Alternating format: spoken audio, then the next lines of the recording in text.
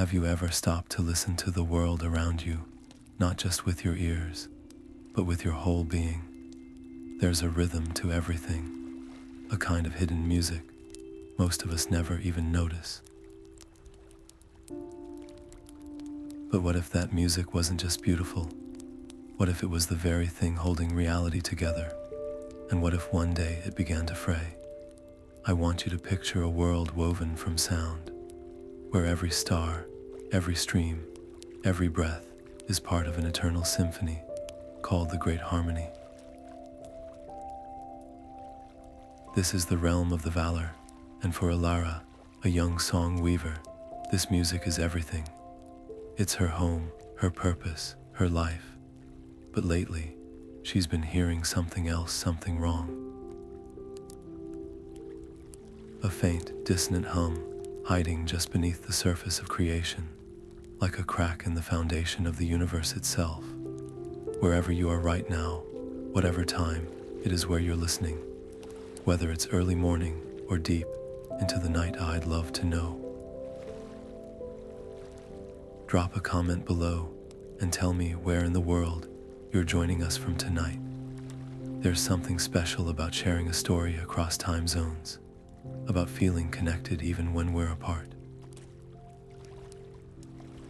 And this is a story about connection, about what happens when the music that binds us together begins to quietly unravel. Alara knows she can't ignore what she's heard. That subtle, off-key vibration isn't random.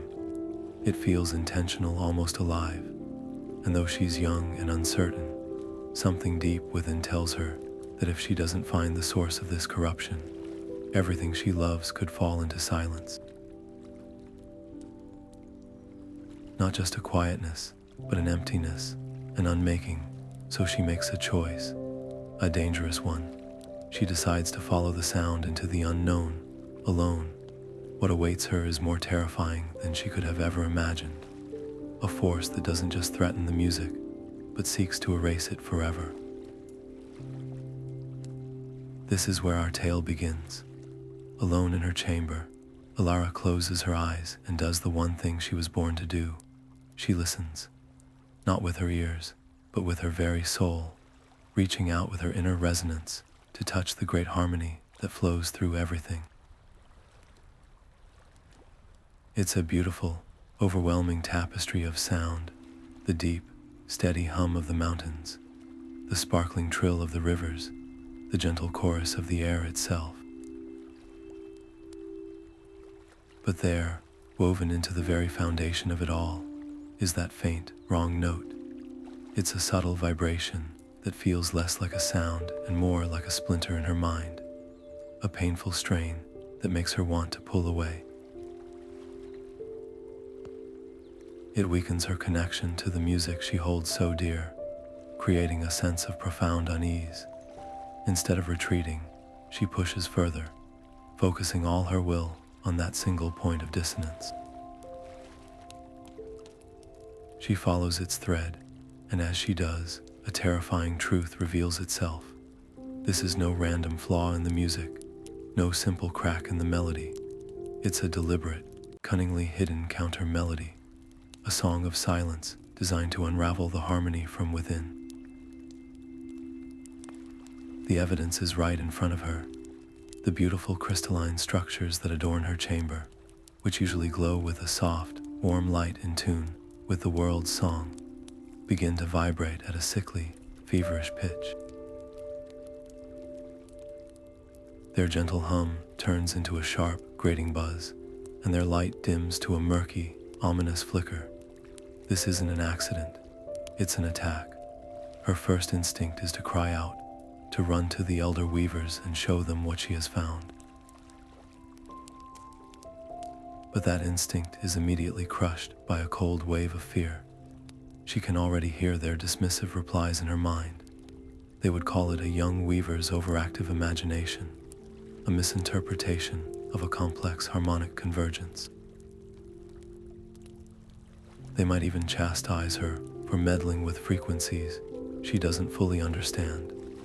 The thought of being patronized, of being told she's too inexperienced to know what she's hearing, is somehow more frightening than the dissonance itself. So she makes a fateful choice, a decision born from a mix of courage and insecurity. She will investigate this alone. She will find the source of this corruption and return with undeniable proof. It is a choice that isolates her completely, cutting her off from the very allies who could help her understand what she's up against. And as she makes this silent vow, she doesn't yet realize that the strange frequency is already affecting her. A new, subtle sharpness edges into her own personal song, a faint echo of the discord she is chasing. The silent threat is no longer just an abstract anomaly. It has become a part of her quest, and she knows with chilling certainty that she must find its origin before its insidious influence spreads any further. The path to Meron's sanctuary is not marked on any map, for it exists in the spaces between notes, a place of quiet reflection where the music of the world is felt rather than heard. Elara finds the ancient weaver not in a grand hall, but in a grove of silver leaf trees whose branches hum a soft, constant chord. He is a figure of immense age, his form seeming less like a body and more like a concentration of harmonic energy, a living archive of the world's oldest songs. At first, he is reluctant, even dismissive of her intrusion, his weariness a palpable force. He has turned away from the world's symphonies, preferring the simpler, quieter melodies of this secluded place. But Alara does not plead or argue. Instead, she does the only thing she can. She opens her own connection to the harmony and lets him hear what she has heard. She doesn't just mimic the sound. She projects the full, terrifying experience, the painful strain, the sickly energy, the deliberate malice of that hidden counter melody. The change in Maron is immediate and profound. His weary posture straightens, and his eyes, which had seemed clouded by time, sharpen with a dreadful recognition. The dissonance is not unknown to him. It is a memory, a ghost from a past so distant most Valar believe it to be mere myth. He agrees to help her, his voice grave and low, as he confirms her deepest fear. This frequency is not new. It is a vibration that the first Valar, in the earliest ages of creation, fought to contain and seal away forever. They believed it was silenced for all time, a forbidden chord locked in a prison of perpetual song.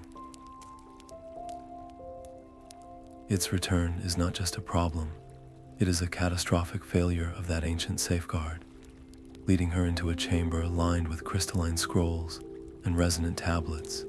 Meron begins to piece together a fractured history.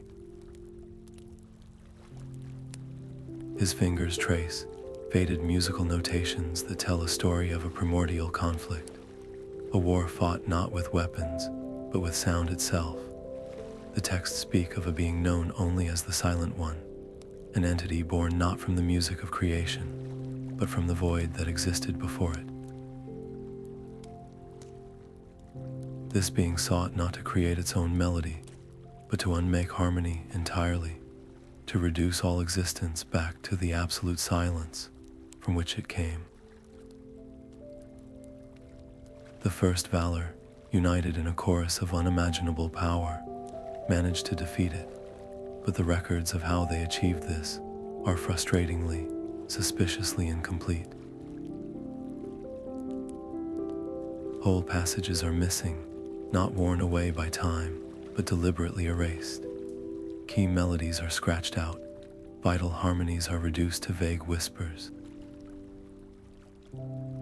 It is as if the victors themselves were so terrified by what they had faced, and perhaps by the price they paid to win, that they tried to bury the truth, hoping that if it was forgotten, it could never threaten them again. This deliberate erasure is more frightening than any detailed account could be. It hints at a danger so profound that knowing its full nature was considered a risk in itself. Standing amidst these fragments of a forbidden history, Alara and Meron are no longer just a curious novice and a reclusive elder. They are partners, united by a shared understanding of the immense threat looming over their world. The dissonant hum is no longer just a mystery to be solved. It is a symptom of a failing prison, a crack through which an ancient, unimaginable evil is beginning to seep back into reality. They now know that ignorance is their greatest enemy. To have any hope of stopping this, they cannot rely on half-remembered tales and redacted histories. They need the complete truth. Their purpose becomes clear, their goal singular and urgent. They must find the lost archives, the one place where the unaltered, complete record of the Silent One and its imprisonment might still exist. It is a desperate quest, a search for a key to a lock they don't fully understand, but it is the only path forward. Their journey leads them to the edge of the Whispering Sea, where the waters themselves sing a mournful, eternal sigh. Maron gestures toward the horizon, to a place where the sea and sky merge into a haze of soft grays. The archive of echoes does not exist on any shore or island. It is submerged, a hidden cathedral of knowledge resting on the ocean floor, protected by a dome of solidified harmony that shimmers like a mirage. To reach it, they must not swim, but sing. Elara takes a steadying breath and begins a low, resonant hum, a specific frequency that causes the water before them to part, not violently, but gracefully, as if the sea itself is respectfully stepping aside to grant them passage. A path of damp, ancient stone appears, leading down into the breathtaking silence of the deep. The pressure here is immense, not physical, but musical, a weight of accumulated history and forgotten songs that presses against their very spirits. Inside, the archive is both magnificent and haunting. It is a vast, cavernous space, illuminated not by light, but by the soft, internal glow of countless resonant crystals, each one a perfect vessel, storing a unique moment in the musical history of creation. Some are as small as a teardrop, holding a single, perfect note from the first sunrise. Others are monolithic pillars, containing the entire symphony of a passing age. But the silence is what strikes Alara most profoundly. This is a library of sound, with all the sound removed, a hall of echoes that no longer echo. The harmonies are dormant, sleeping within their crystalline prisons, waiting for a voice to wake them. Dust, not of earth but of faded musical notes, settles on everything, and the air is thick with the melancholy of things long unsung. Maron moves with a reverent sadness, his fingers gently brushing the facets of a large crystal, his face etched with the memory of when this place was alive with the songs of scholars. Their goal is the primal chamber, said to hold the records of the first ages, but the way is barred by great doors of seamless crystal that reflect nothing but a profound blackness. These are the silent gates, designed to open only for a song of pure intent, a melody untainted by fear or malice. Alara knows this is her task. She closes her eyes, pushing aside her terror and her doubts, and searches for the core of her own song, the simple, unwavering love for the harmony that first led her to become a weaver. She finds it, a clear, bright note within her, and she lets it grow, weaving around it a melody of seeking, of protection, of a desire not for power, but for understanding. Her voice, amplified by the acoustics of the archive, fills the silent space, and as she sings, the dormant crystals around her begin to flicker in response, like stars waking at twilight. The great doors do not swing open, they dissolve, turning from solid matter into a shimmering haze of musical light that parts before them, revealing the chamber beyond. What they find inside is not the neat, organized knowledge they had hoped for. Time, or perhaps the same force that sought to erase this history, has been at work here. Many of the crystals are dark, their light extinguished forever. Others are fractured, their records spilled out and lost into the silent dust. Those that remain are often fragmented, their stored melodies jumping and skipping like a scratched record. Meron immediately sets to work, his ancient eyes scanning the complex musical notations etched into the walls, his lips moving silently as he translates the oldest language of the Valar. Elara uses her skills differently, placing her hands on the cold surface of the active crystals, feeling the vibrations within, and gently coaxing out broken melodies, piecing together auditory scraps of a forgotten war. The story they assemble is more terrifying than any legend. The being was not called the Silent One in these true records. Its name was the Unheard, a title that speaks of a more active, sinister purpose. It was not a creature of silence, but a devourer of sound, an entity that existed as a perfect void. In the earliest moments of the music of creation, it attempted to sever the world from its source, to silence the symphony before it could truly begin. The texts describe a battle not of clashing armies, but of opposing frequencies, the vibrant, life-giving harmonies of the Valar against the absolute, nullifying silence of the Unheard. It was a conflict that nearly unwound reality itself, and the Valar did not achieve victory through overwhelming force. They barely contained it, at a great cost, by performing the most complex musical working in existence.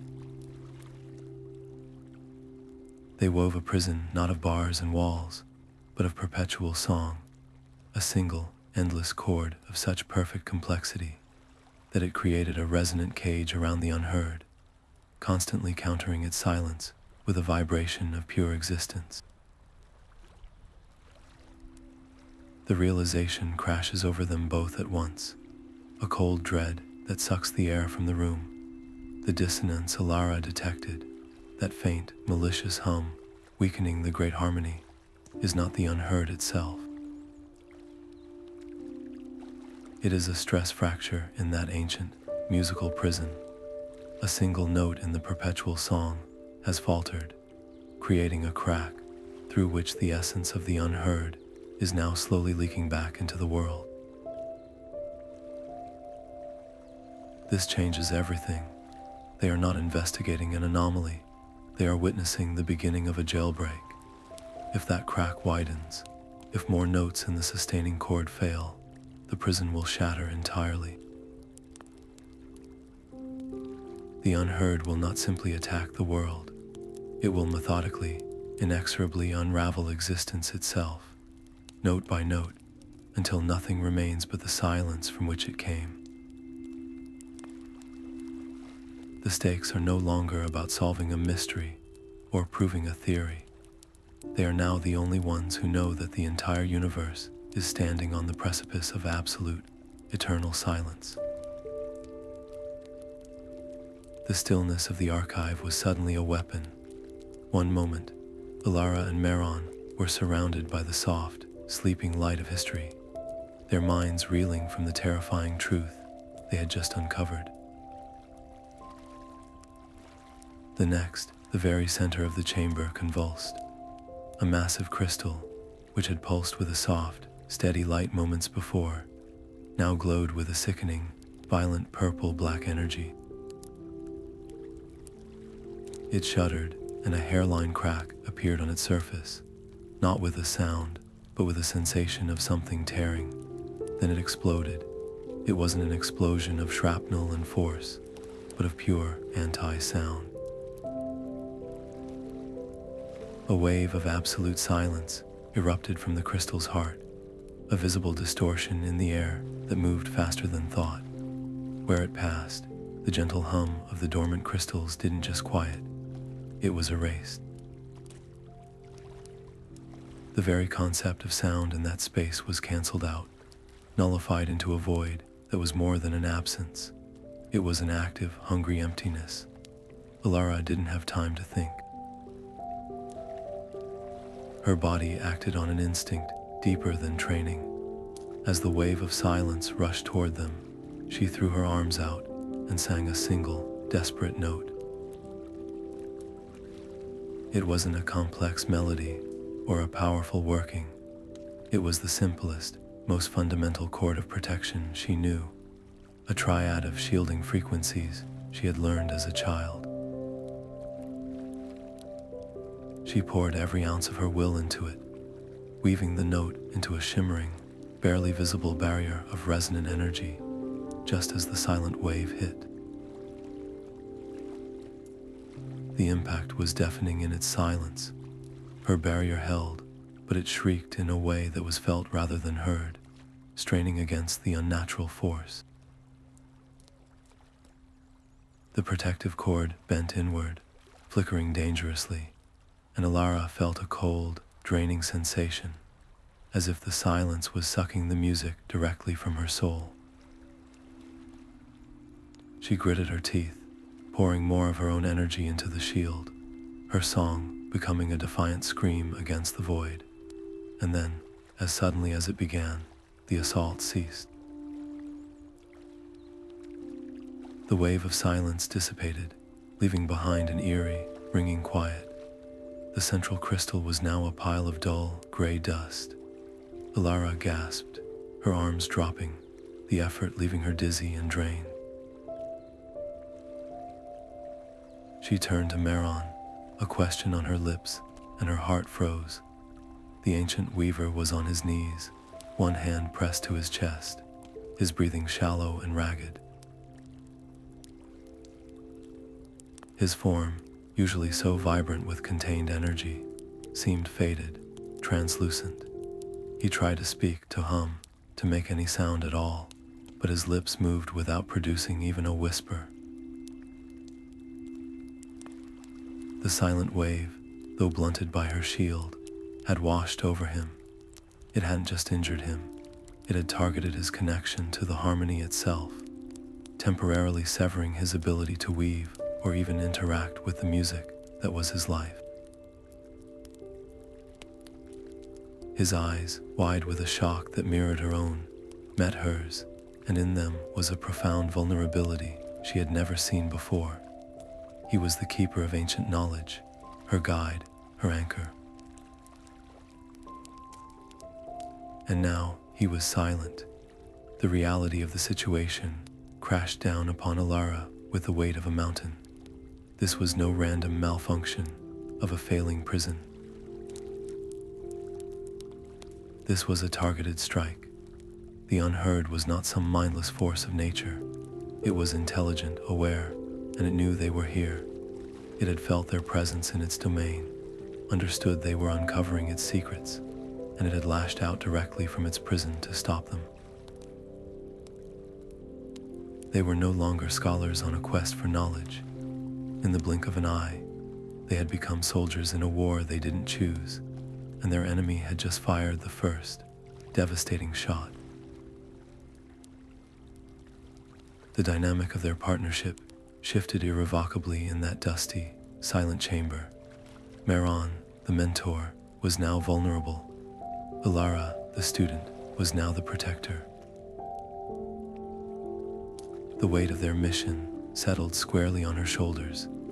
They were alone, deep in a forgotten archive, with a wounded elder and an enemy that could attack them from across reality itself. The theoretical need for allies they had discussed moments before was now a screaming, urgent necessity. Their survival, and the survival of everything, depended on finding others who could stand with them against the rising silence.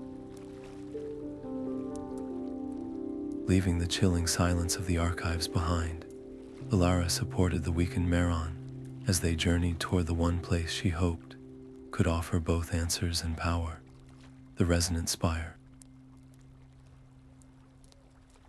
It stood in the distance like a needle of pure, crystallized sound, piercing the sky.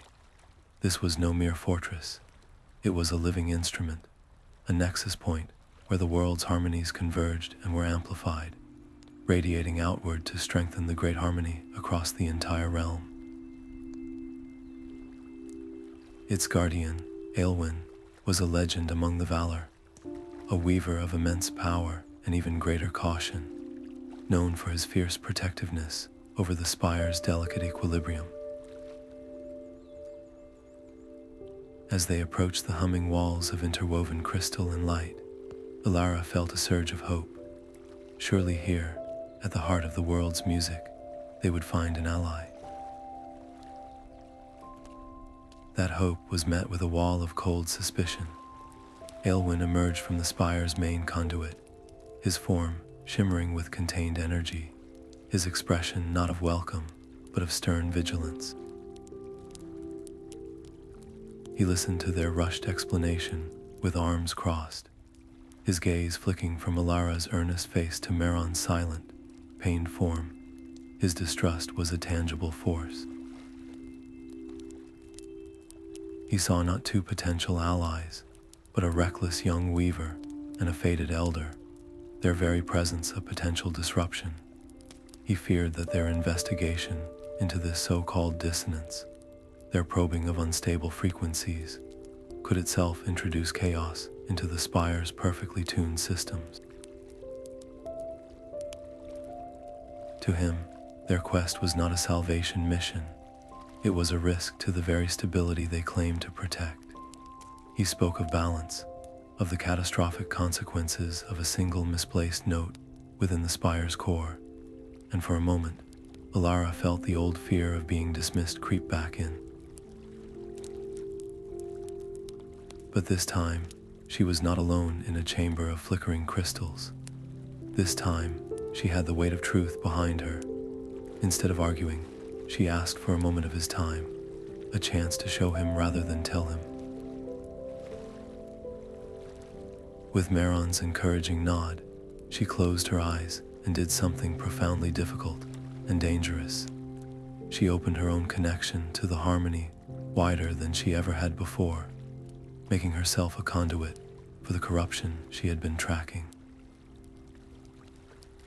She didn't just hum the dissonance.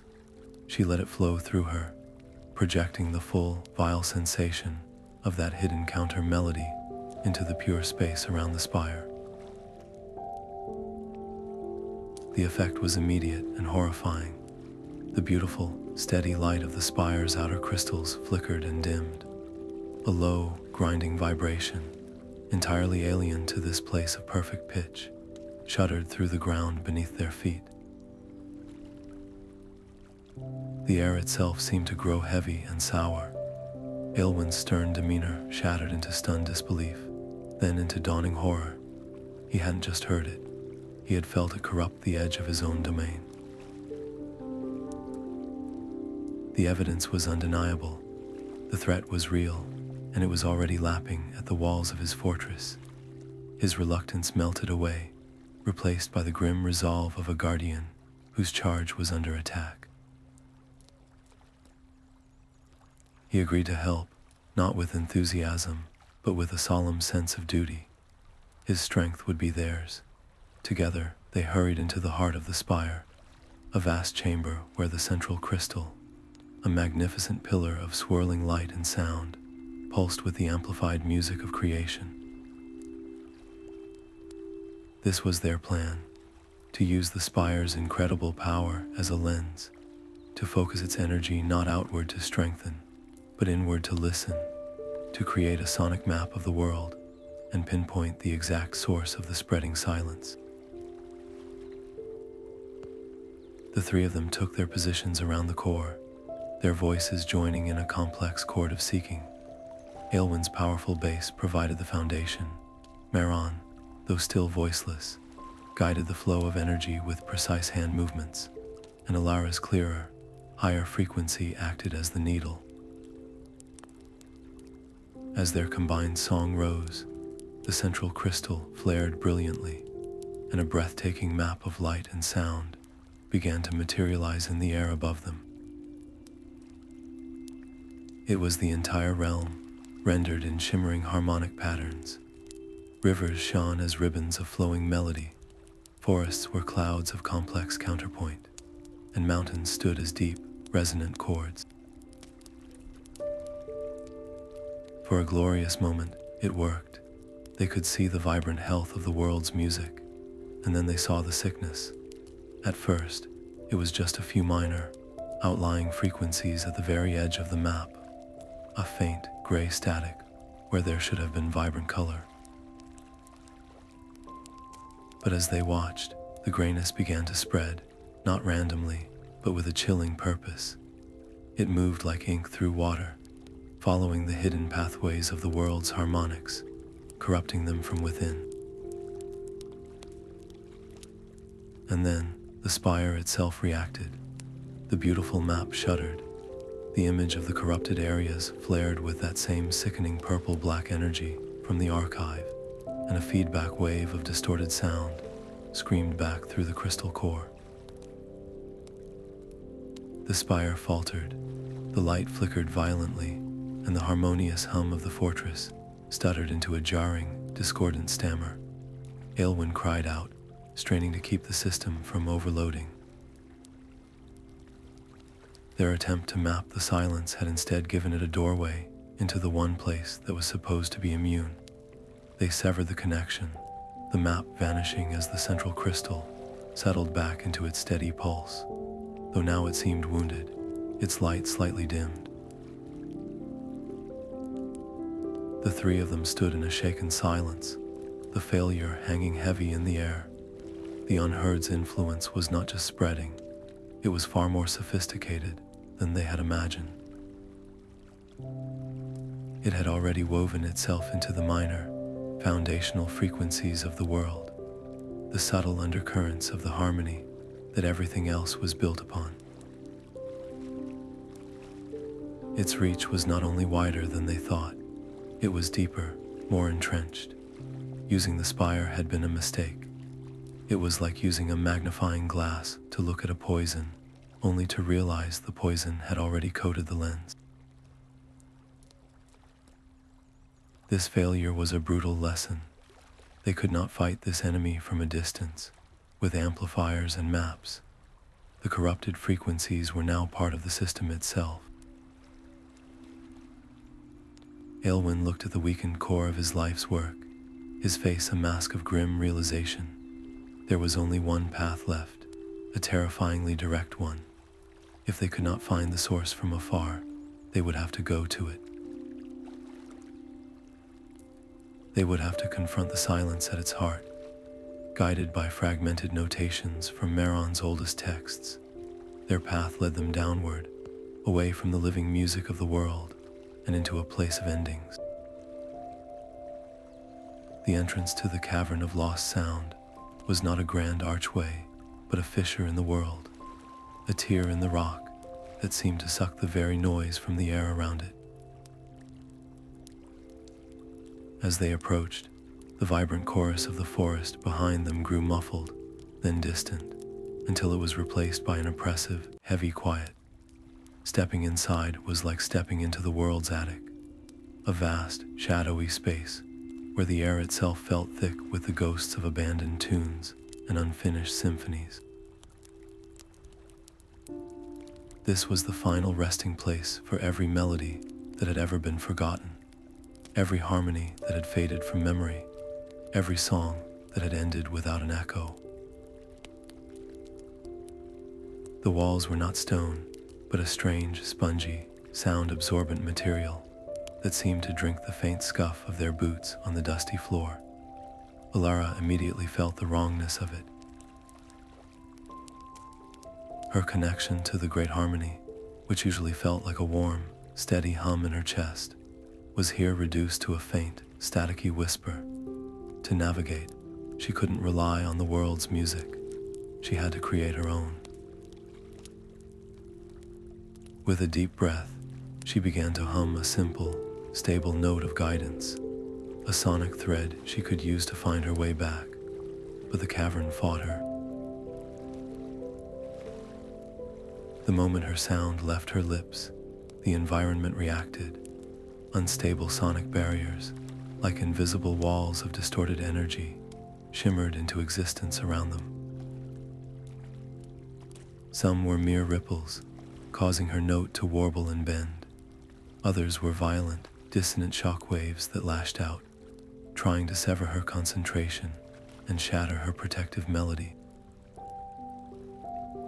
Each step forward was a calculated risk, a delicate dance of adjusting her frequency, strengthening her resonance here, softening it there, constantly weaving a path through a labyrinth designed to disintegrate sound and sense. Dissonant echoes swirled around them, not random noise, but cruel, intelligent mockeries. They would twist her own melody and throw it back at her in a minor key, a sour, taunting version of her own song. Other times, they would imitate Meron's voice from before his injury, calling out a false warning or giving misleading direction from the shadows. The echoes preyed on fear and doubt, trying to turn them against each other and lure them deeper into dead-end tunnels where the silence was absolute and suffocating. Alara had to focus with every fiber of her being, learning to distinguish the true, weak pulse of Meron's presence behind her from the cavern's malicious impersonations. It was a relentless psychological assault, a battle for sanity fought one note at a time. Maron, leaning heavily on his staff, was unable to lend his voice, but his centuries of study became their greatest weapon. While Elara fought the physical and auditory threats, he watched and listened with a scholar's intense focus. His eyes were not on the shadows, but on the patterns within the chaos. He observed how the dissonant echoes didn't just attack randomly. They moved in sequences, in repeating phrases. He saw how a barrier would flare up precisely to counter a specific harmonic frequency in Alara's weaving, not to block her path, but to cancel out that particular vibration. He began scribbling frantic notes in the dust on the ground, not with words, but with musical notations, mapping the behavior of the silence. Suddenly, he grabbed Alara's arm, his eyes wide with a horrified revelation.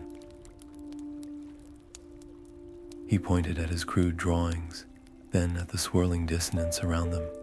He was trying to show her that this wasn't chaos. It was composition. The silence was not an absence. It was an active, organized force. The unheard was not merely leaking silence like a crack leaks water. It was conducting. It was using the raw, negative energy at its disposal like a composer uses an orchestra, weaving the dissonant echoes and sonic barriers into a deliberate, terrifyingly complex anti-music. Each attack was a note in a grand, destructive symphony designed for one purpose: to systematically locate, target, and cancel out the foundational harmonies that held creation together. It was deconstructing the music of the Valar note by note, studying its weaknesses, and composing the precise counter song that would lead to its total annihilation. The terror that washed over them was colder and deeper than any they had felt before. An ancient, mindless force of hunger was a fearsome concept. An ancient, brilliant, and strategic enemy with a plan for domination was something else entirely.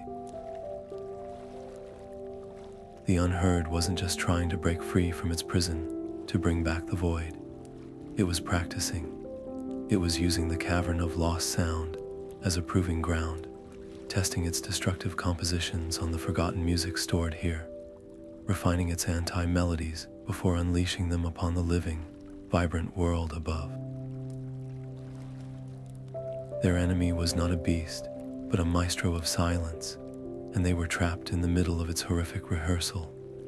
The oppressive silence of the cavern was suddenly broken not by an echo, but by a voice that should not have been there. It was a rasping, hollow sound, like wind through a cracked instrument, and it spoke from the shadows just ahead. "You should not have come here." The figure that stepped into the faint glow of Alara's protective melody was both familiar and horrifically wrong. It was Lysander. Once he had been a song weaver of great renown, his voice known for its warmth and power, his compositions celebrated throughout the realms. Now he was a ghost of that former self. His form seemed to flicker at the edges, as if he wasn't entirely there, and half of him was shrouded in a visual silence, a blotch of nothingness that consumed light and sound. His eyes, once bright with creativity, were now dull and distant, yet held a sharp, cruel intelligence. He didn't attack immediately. Instead, he almost seemed to pity them. "Turn back," he hissed, the words slithering through the thick air. "You are already too late. The Master's song has found ears more receptive than yours." A cold dread settled in Alara's stomach as he continued, his tone shifting to a boastful pride. He spoke of the Unheard not as a monster to be feared, but as a liberator, a force of true change. He revealed the terrifying truth. The dissonance had not just corrupted places and things, it had corrupted people. The Unheard's promise of power, of freedom from the strictures of the great harmony, had seduced others.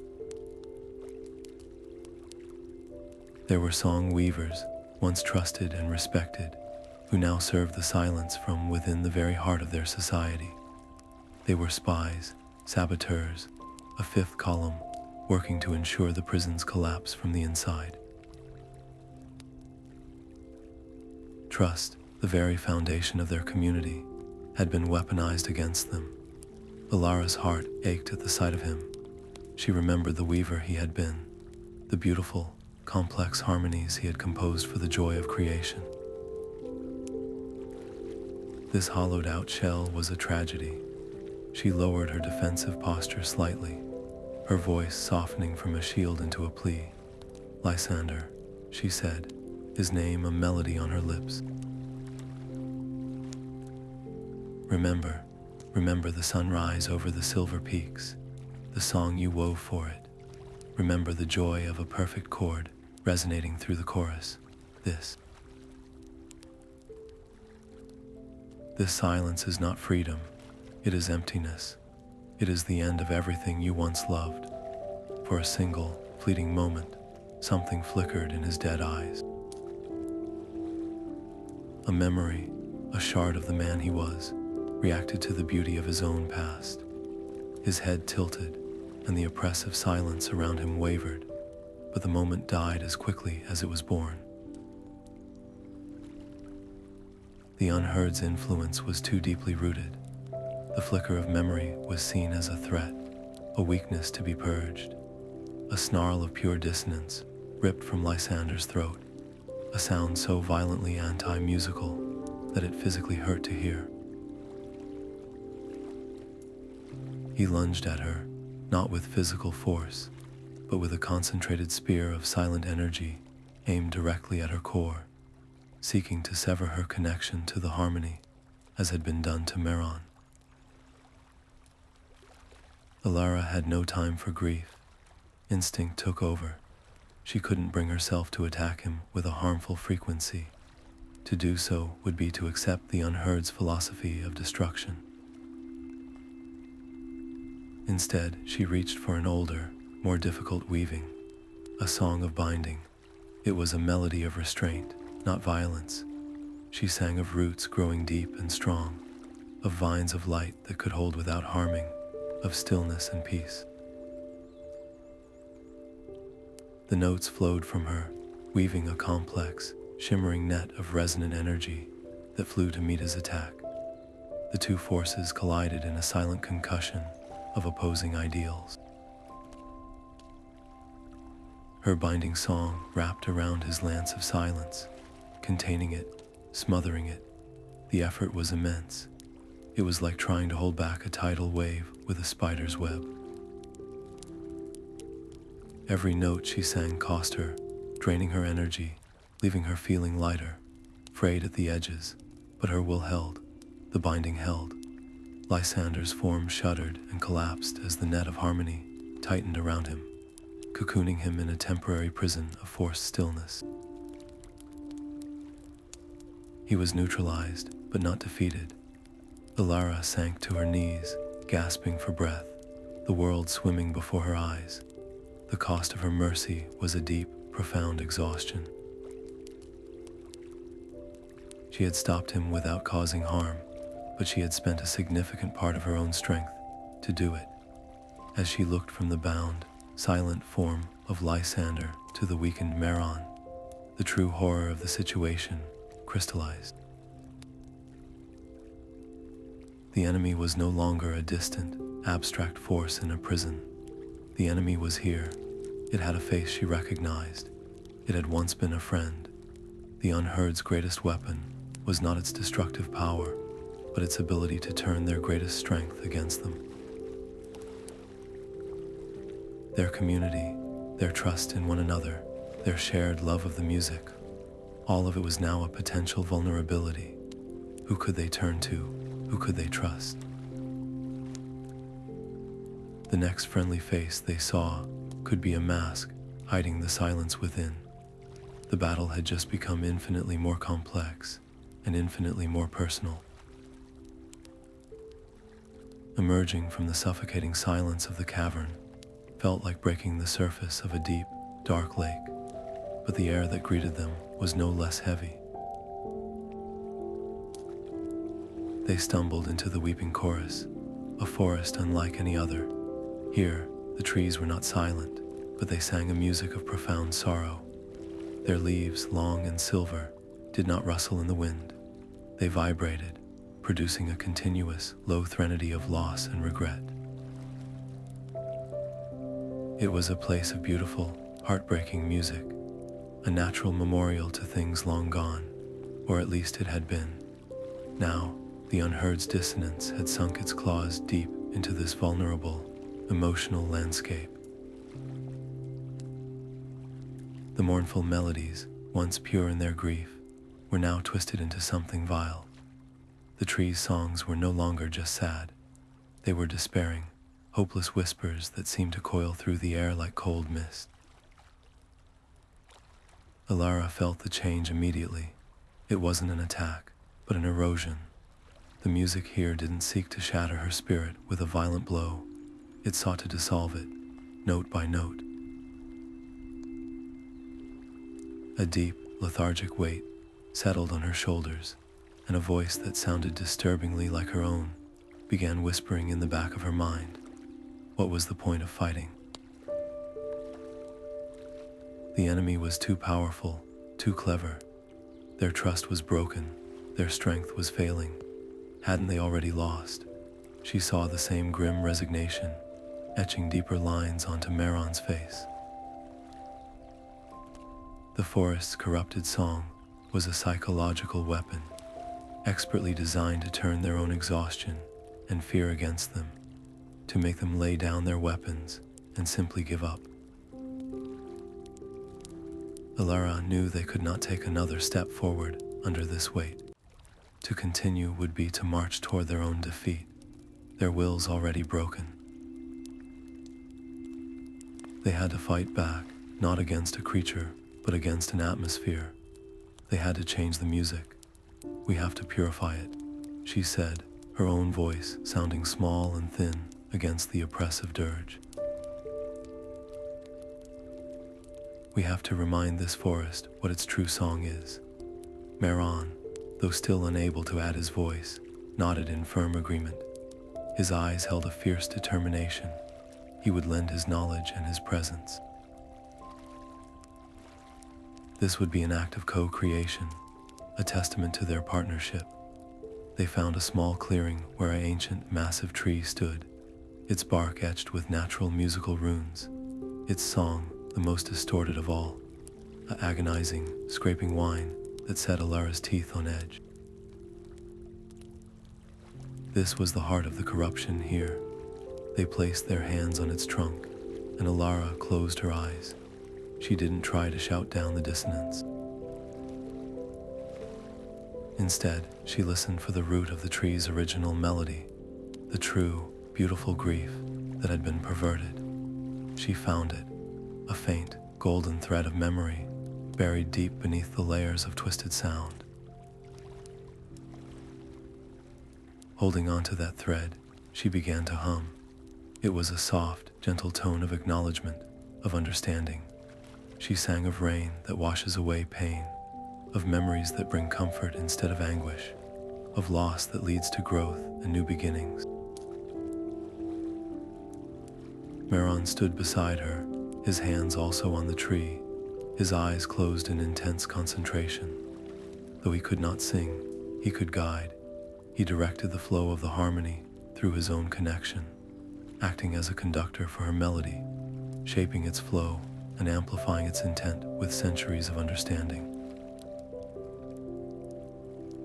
Their combined effort, her voice and his will, began to weave a new song, a song of renewal. It started as a fragile counter melody, a single, clear stream of water trying to cleanse a muddy river.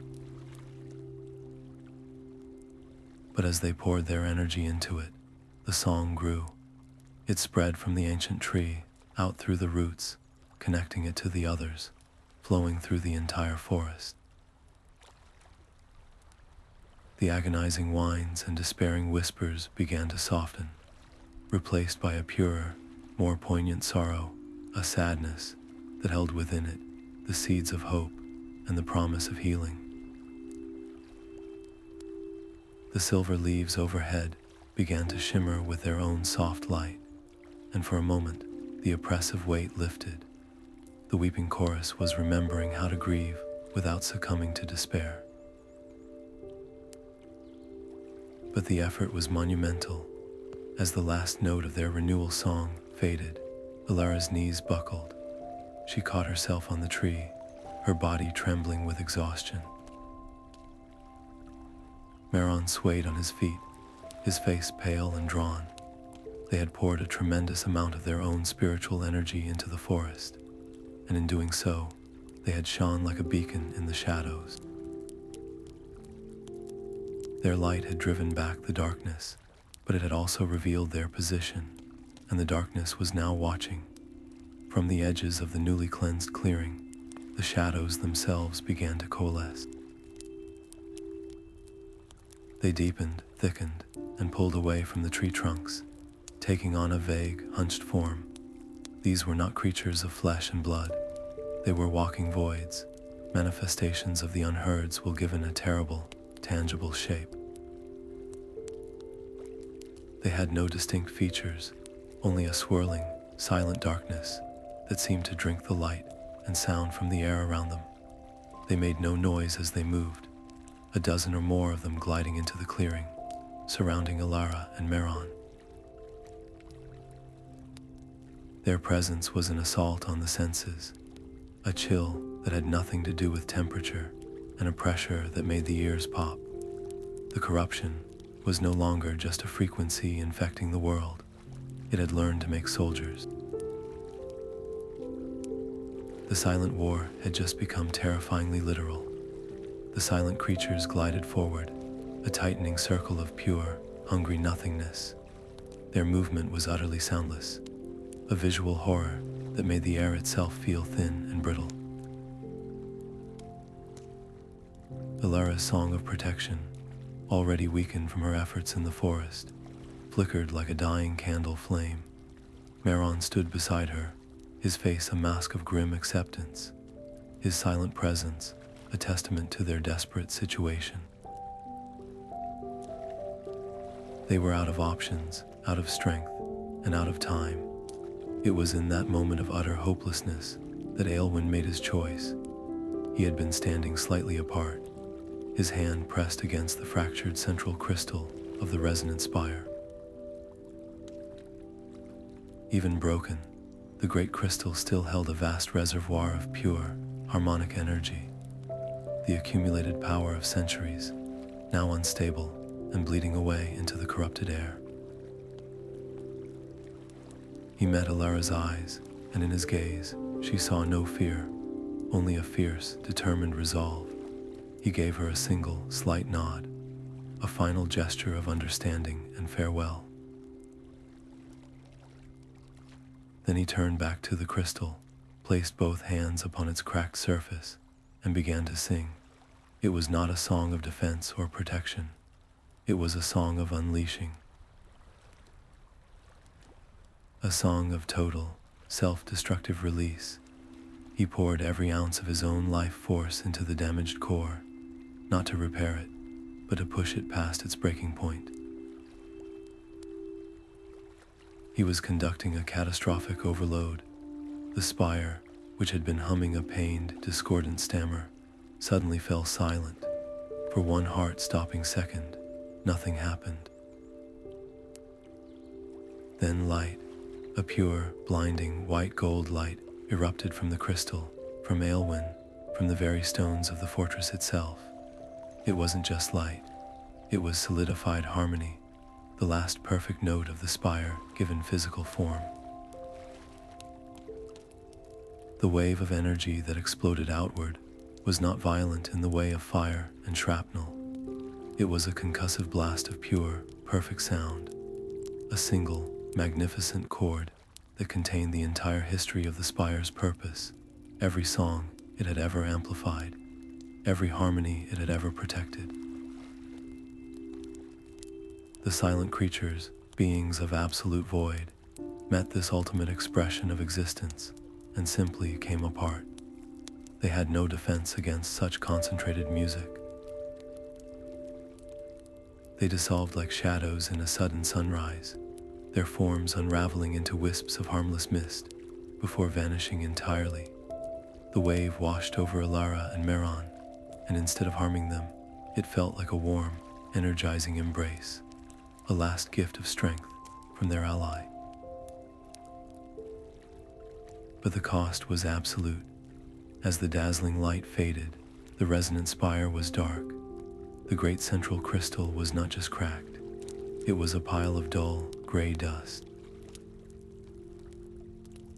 The walls, which had once pulsed with soft light, were now just inert, cold stone, and Aylwin lay crumpled on the ground where the crystal had been, his form faded and translucent, the energy that had sustained him completely spent.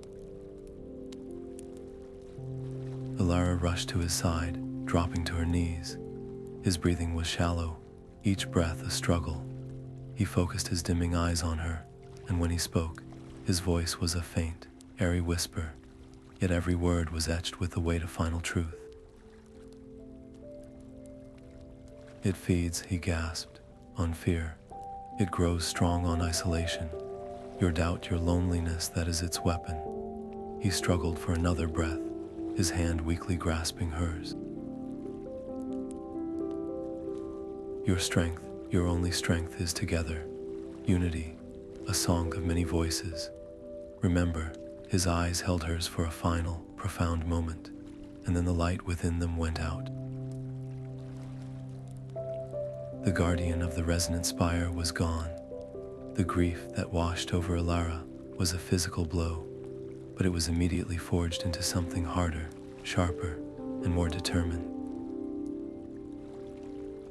Aylwin's sacrifice was not a tragedy to be mourned. It was a lesson to be lived. His final words burned away her last traces of fear and uncertainty. The resolve that solidified within her was colder and stronger than diamond. She would see this through.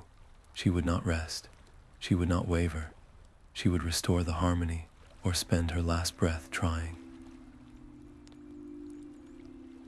Looking from Aylwin's still form to the terrified, silent Meron, she made a vow, not just to herself, but to the memory of the fallen guardian. "Your sacrifice will not be in vain," she whispered, her voice steady and clear for the first time in days. "I will make them hear. I will make them remember what we stand for." The reality of their situation was stark. The Resonant Spire, their last bastion of power and potential sanctuary, was gone. Its amplifying energy was extinguished. Its protective walls were silent. They were exposed, vulnerable, and standing in the ruins of their greatest symbol of hope. But Aylwin's sacrifice had also bought them a precious commodity, a moment of clarity and a sliver of time. The Unheard's immediate physical threat had been obliterated, its silent scouts wiped clean from the area. They could not afford to linger in their grief. Every second they spent here was a second. The Unheard's corrupting influence spread further through the world's foundational frequencies, moving closer to a point of no return, where its anti-music would be so deeply woven into reality that no song could ever pull it loose.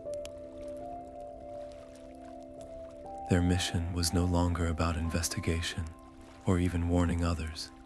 It was a race against total, irreversible annihilation. They had to move, and they had to move now. Leaving the hallowed, sorrowful ground of the fallen Spire behind, Elara and Maron set their course toward the one landmark that offered both hope and dread, the Whispering Plains. The transition from the Spire's hushed ruins to the plains was not a gentle one. The air itself changed, growing thick with a cacophony of echoes, a stark contrast to the oppressive silence they had just escaped. This was not the organized, malevolent anti-music of the Cavern of Lost Sound. This was a vast, sprawling sonic tapestry, a natural phenomenon where the very winds were archivists. Every gust that swept across the endless, golden grasses carried with it the fragments of every song ever sung, a child's first hum, a forgotten love ballad, the triumphant chorus of a victory long past, the dying breath of a star. It was a beautiful, overwhelming chaos, a symphony of existence with no conductor, where a whisper from 1,000 years ago could brush against your ear, followed by a thunderous chord from yesterday. For Alara, it was both a relief and a new kind of assault. Her connection to the harmony, so weakened by recent battles, flared back to life, but it was a frantic, discordant pulse. It was like trying to listen to 1,000 conversations in a crowded room all at once. She felt the weight of all that history, all that joy and sorrow, pressing in on her. Maron, still unable to add his own voice to the chorus, could only watch her, his expression a mix of concern and expectation. He knew that her unique gift, her deep, intuitive connection to the music of the world, was their only compass here.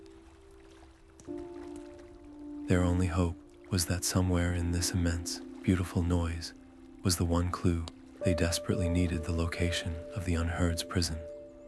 Alara closed her eyes, not to block out the noise, but to surrender to it. She stopped trying to find a single thread, and instead let the entire ocean of sound wash over her. She became a vessel, allowing the harmonies and dissonances, the whispers and the shouts, to flow through her. It was exhausting and disorienting. Fragments of melodies triggered half-formed memories that weren't her own. She felt the joy of a first kiss from a stranger's life, the bitter sting of a betrayal from a century ago. She had to anchor herself firmly in her own identity, in her own purpose, to avoid being swept away and lost forever in this collective unconscious of song. She focused on one thing, the memory of that vile, dissonant hum, the specific frequency of the Unheard's corruption. She held it in her mind like a tuning fork, listening for anything in the chaotic symphony that reacted to it, that resonated with its unique and terrible pitch. And then she heard it, or rather, she didn't. Amidst the roaring cascade of sound, there was a pattern of absence. It was subtle, a trail of sonic breadcrumbs.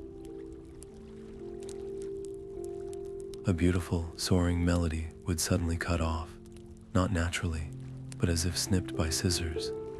A powerful, rhythmic beat would be interrupted by a fraction of a second of perfect, empty silence. These weren't random dropouts. They formed a path.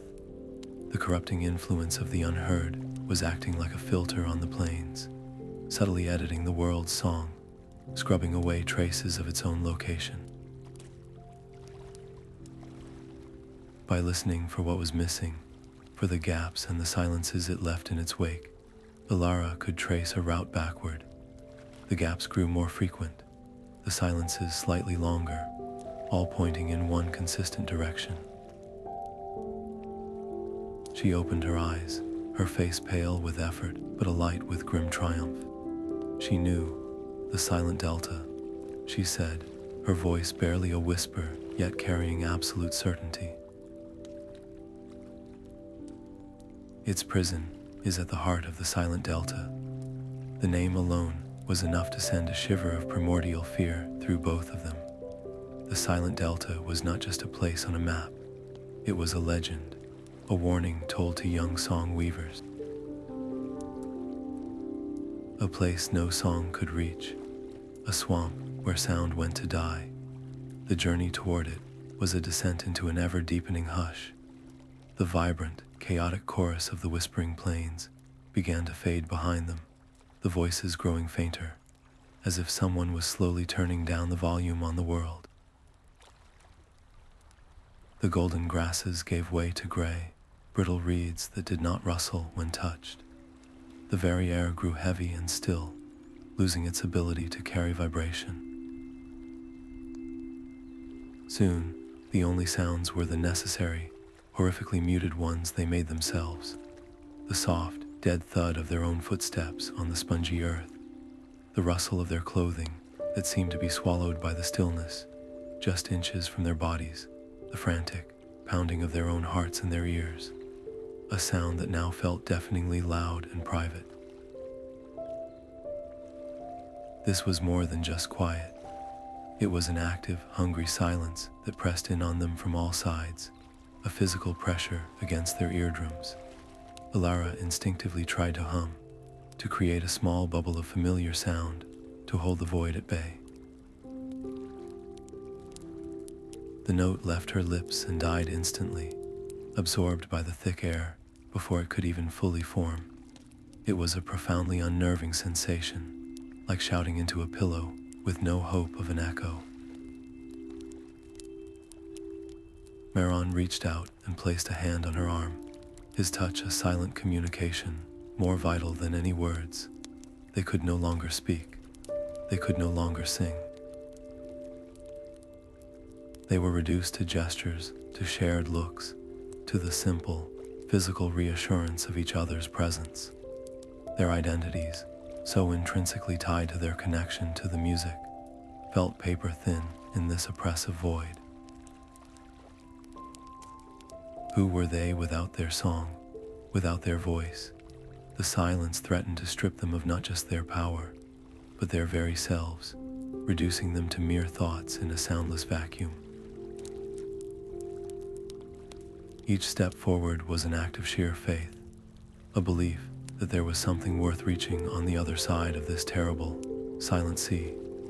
The heavy, suffocating silence of the delta pressed in on them like a physical weight, each step a struggle against an atmosphere that seemed to actively resist their presence.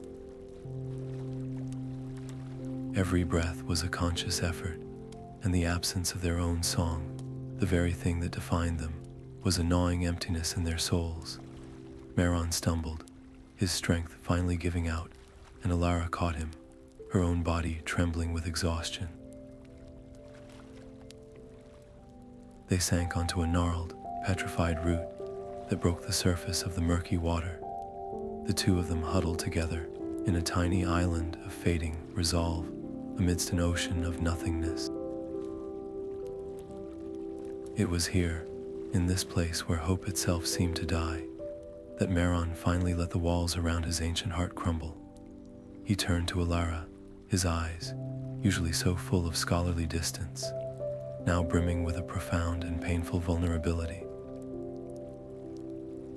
With great effort, he raised a trembling hand, not to speak, but to communicate in the only way left to them. He placed his fingertips on her temple and his own, and through the last, frayed thread of their shared connection to the harmony, he didn't send words, but memories. She saw it then, not as a story told, but as a truth relived. Visions flashed in her mind, a younger Maron, his form vibrant with power, standing not as a reclusive scholar, but as a formidable weaver amidst a glorious chorus of the first Valar. Their combined song was a thing of breathtaking beauty and unimaginable power, weaving the very fabric of the stars. And then she saw the enemy, not the vague concept of the unheard, but the terrifying reality of it, a voracious, spreading void that devoured their music, turning their glorious symphony into silent, empty space. She felt his fear from that age, the desperate, scrambling panic, as their greatest works were unmade before their eyes. She felt the moment of terrible inspiration, the decision to not fight the silence with more sound, but to cage it. She saw them weaving the prison, a complex, perpetual chord of such perfect unity that it created a resonant cage the void could not breach. And then, as the memory faded, she understood the most painful part. The victory was so costly, so terrifying, that the surviving Valar, Maron among them, made a pact. They would bury the knowledge, hide the truth of what they had faced and what they had done, hoping that if the world forgot the unheard could never again find a way back. His retreat into reclusive study wasn't just a preference. It was a self-imposed penance for this act of fearful secrecy, a life spent guarding a truth he was too ashamed to ever share. Then, through their fading connection, came the revelation, the key he had guarded for millennia. The unheard's power is a paradox. It is immense, but it is not boundless. Its strength is born from division, from isolation, from the spaces between notes where doubt and fear can grow. It feeds on discord and thrives in the cracks of broken trust. Its one absolute weakness is the very thing it seeks to destroy, a perfectly unified song, a melody where every voice, every note, every instrument is in absolute harmony, with no ego, no hesitation, no fear. Such a song does not fight the silence. It simply refuses to acknowledge its possibility, creating a field of pure, undiluted existence that the void cannot tolerate and cannot penetrate. To sing such a song at the source of the prison would be to repair the cracks, not with a patch, but with a reinforcement of the original, perfect intent. It would not just reseal the prison, it would make it stronger than ever before.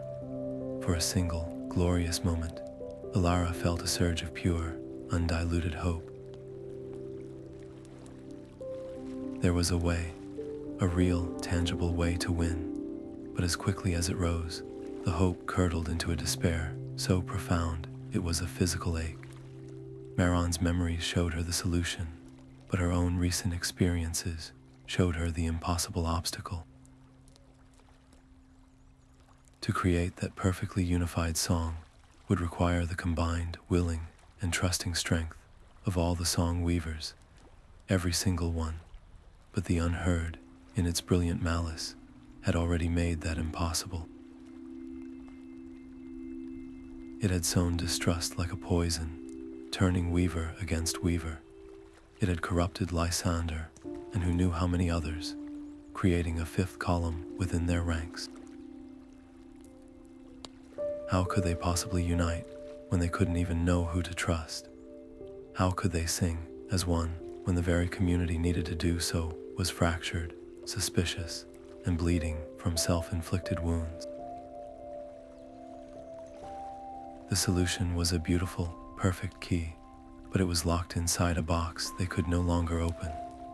The revelation was both a gift and a torture, showing them the pinnacle they had to reach, while revealing the bottomless chasm that lay between them and it.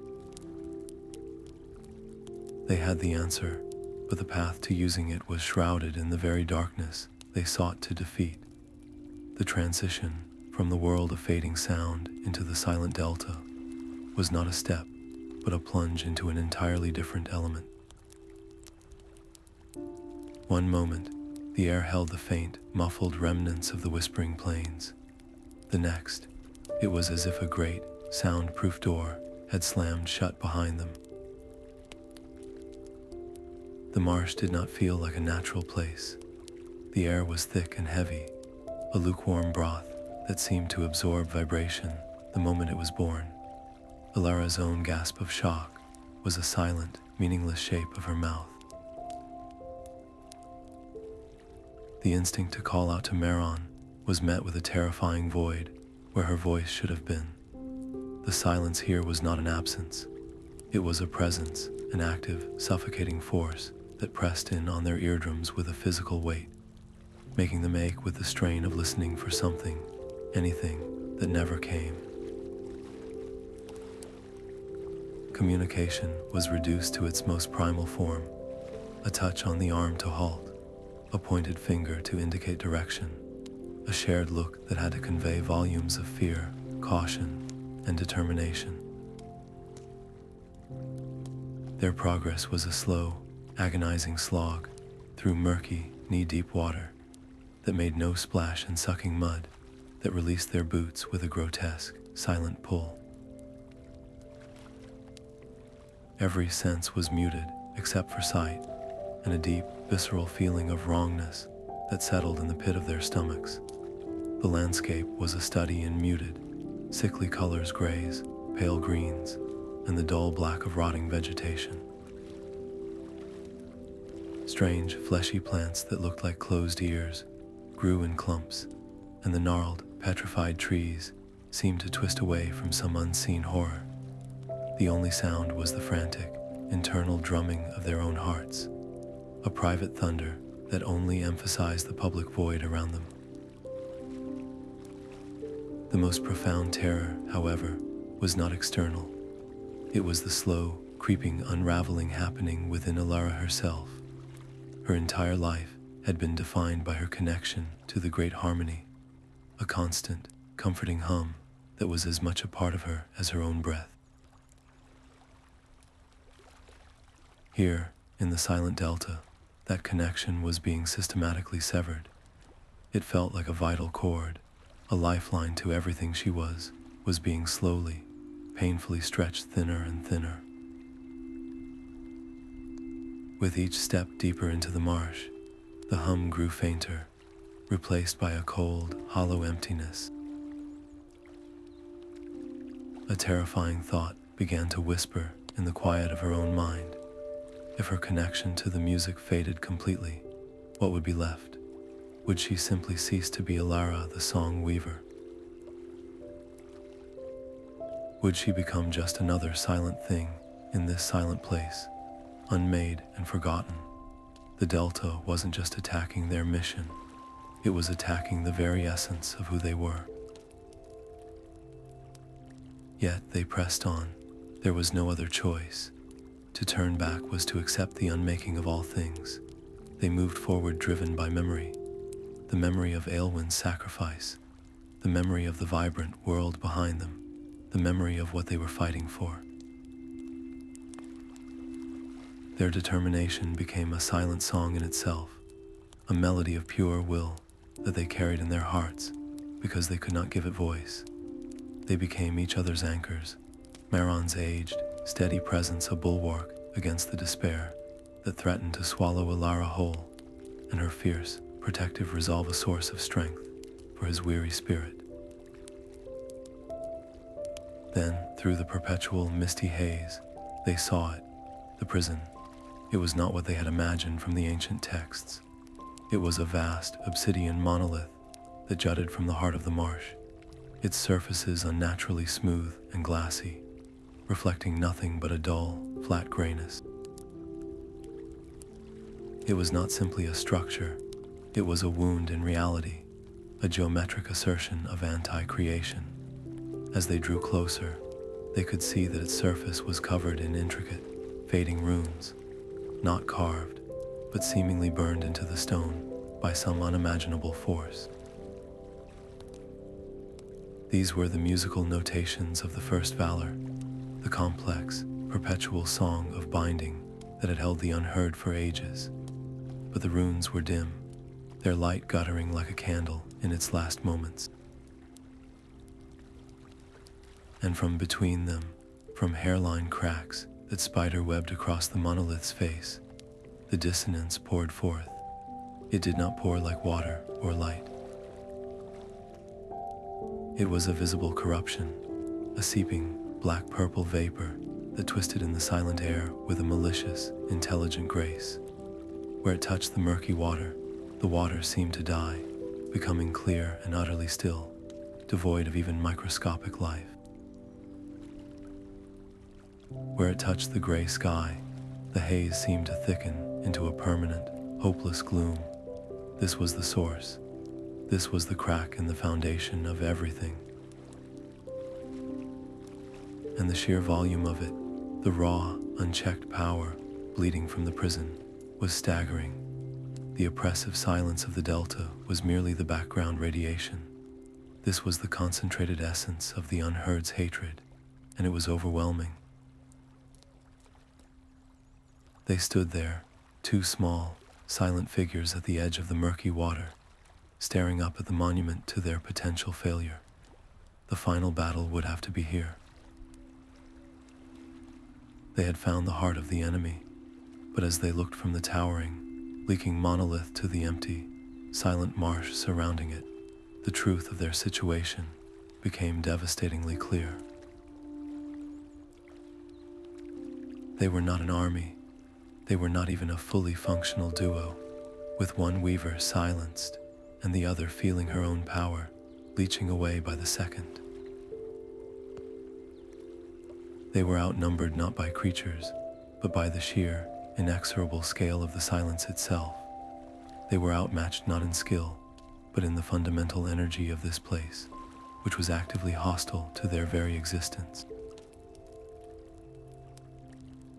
They had reached their goal, only to find themselves standing at the foot of an impossible mountain, with the ground itself crumbling beneath their feet. Standing before the obsidian monolith, Alara felt the last threads of her connection to the great harmony stretched to the breaking point, a solitary violin string about to snap in the crushing silence. Then it was gone, not faded, but severed. The constant, comforting hum that had been the backdrop of her entire existence was simply not there. In its place was a void, an emptiness so profound it was a physical nausea. It was from within this personal silence that the Unheard chose to speak. It did not use sound. Sound was a concept it had long since discarded. Instead, the voice manifested as a pure, cold certainty that bloomed directly in the center of her mind, a thought that was not her own. The shifting, void-like form before her seemed to condense, not into a shape, but into a deeper blackness, a hole in reality that her eyes could not look away from. The voice was calm, logical, and terrifyingly intimate. It knew her. "You have always been alone, Elara." It whispered into her consciousness, the words feeling like ice water trickling down her spine. They never listened. The elder weavers, so proud, so certain of their ancient wisdom. They heard your song and called it simple. They saw your curiosity and called it a distraction. It showed her memories, not distorted, but sharpened, highlighting every slight, every patronizing smile, every time her ideas were gently set aside for being too youthful, too unconventional. The offer it made was not one of destruction, but of liberation. "Their harmony is a cage," the voice continued, its tone almost soothing. "A set of rules composed by frightened ancients to control what they do not understand. Join me, and that cage vanishes. You would not serve me. You would be free, free to compose your own world. Your song would not be one thread in a tired old tapestry, but the foundation of a new reality. Imagine the power, no more pleading to be heard. You would be the source of all sound, the conductor of your own destiny. The temptation was not a fiery passion, but a cool, seductive logic. It validated every moment of frustration she had ever felt, every time she had chafed against the traditions of the Valar. The promise of control, of finally having her voice be the most important one in the universe, was a dizzying, potent drug. For a heartbeat, she wavered. The image it painted was intoxicating. To never feel small again, to never be ignored. The immense weight of her responsibility, the exhaustion of the constant fear, made the offer of absolute freedom seem like a merciful release. She felt herself leaning toward that void, ready to let go of the struggle and embrace the quiet power it offered. But as she teetered on that precipice, two other memories surfaced, not from the unheard, but from the deepest, most protected part of her own heart. She saw Aylwin, not in his final moment of sacrifice, but in the moment he chose to trust her, his stern face softening into grim alliance as he finally saw the truth she carried. She felt the weight of Meron's hand on her arm in the silent delta, a silent communication of absolute faith that needed no song to convey its meaning. They had not just believed in her, they had believed in her, in the part of her that loved the harmony, not the part that wanted to dominate it. That love was the anchor that held her fast. The Unheard's offer was not freedom. It was a different, more absolute kind of isolation. To rule over silence was to be the queen of nothing. A surge of pure, defiant anger, clean and bright, washed away the seductive chill. She drew a breath, not to sing a complex weaving, but to release a single, raw note. It was the note of her refusal, her rejection, her reclaimed self. It was not a powerful sound. In the swallowing silence of the delta, it was a tiny, fragile thing, like a single spark in a vast darkness, but it was hers. It was real, and as it left her lips, a miraculous thing happened. For the briefest of moments, the oppressive silence around her flinched back. The seeping black-purple vapor recoiled from the pure, undiluted truth of her choice. It was not a physical victory, but a moral one, a testament that some things could not be corrupted. The spark faded, and the immense silence rushed back in, heavier and more menacing than before. The Unheard's form seemed to pulse with a cold fury. The moral victory had strengthened her spirit, forging her resolve into unbreakable steel, but it had also erased any doubt about its intentions. The time for offers was over. The physical threat that remained was no longer a leaking corruption or a distant danger. It was an awakened, intelligent, and now personally insulted enemy, and it stood directly before them, ready to assert its will through means far less subtle than whispered temptations. The true battle was only just beginning. The oppressive silence of the Delta was shattered not by a sound, but by a new kind of stillness, an organized, malevolent quiet that moved with purpose.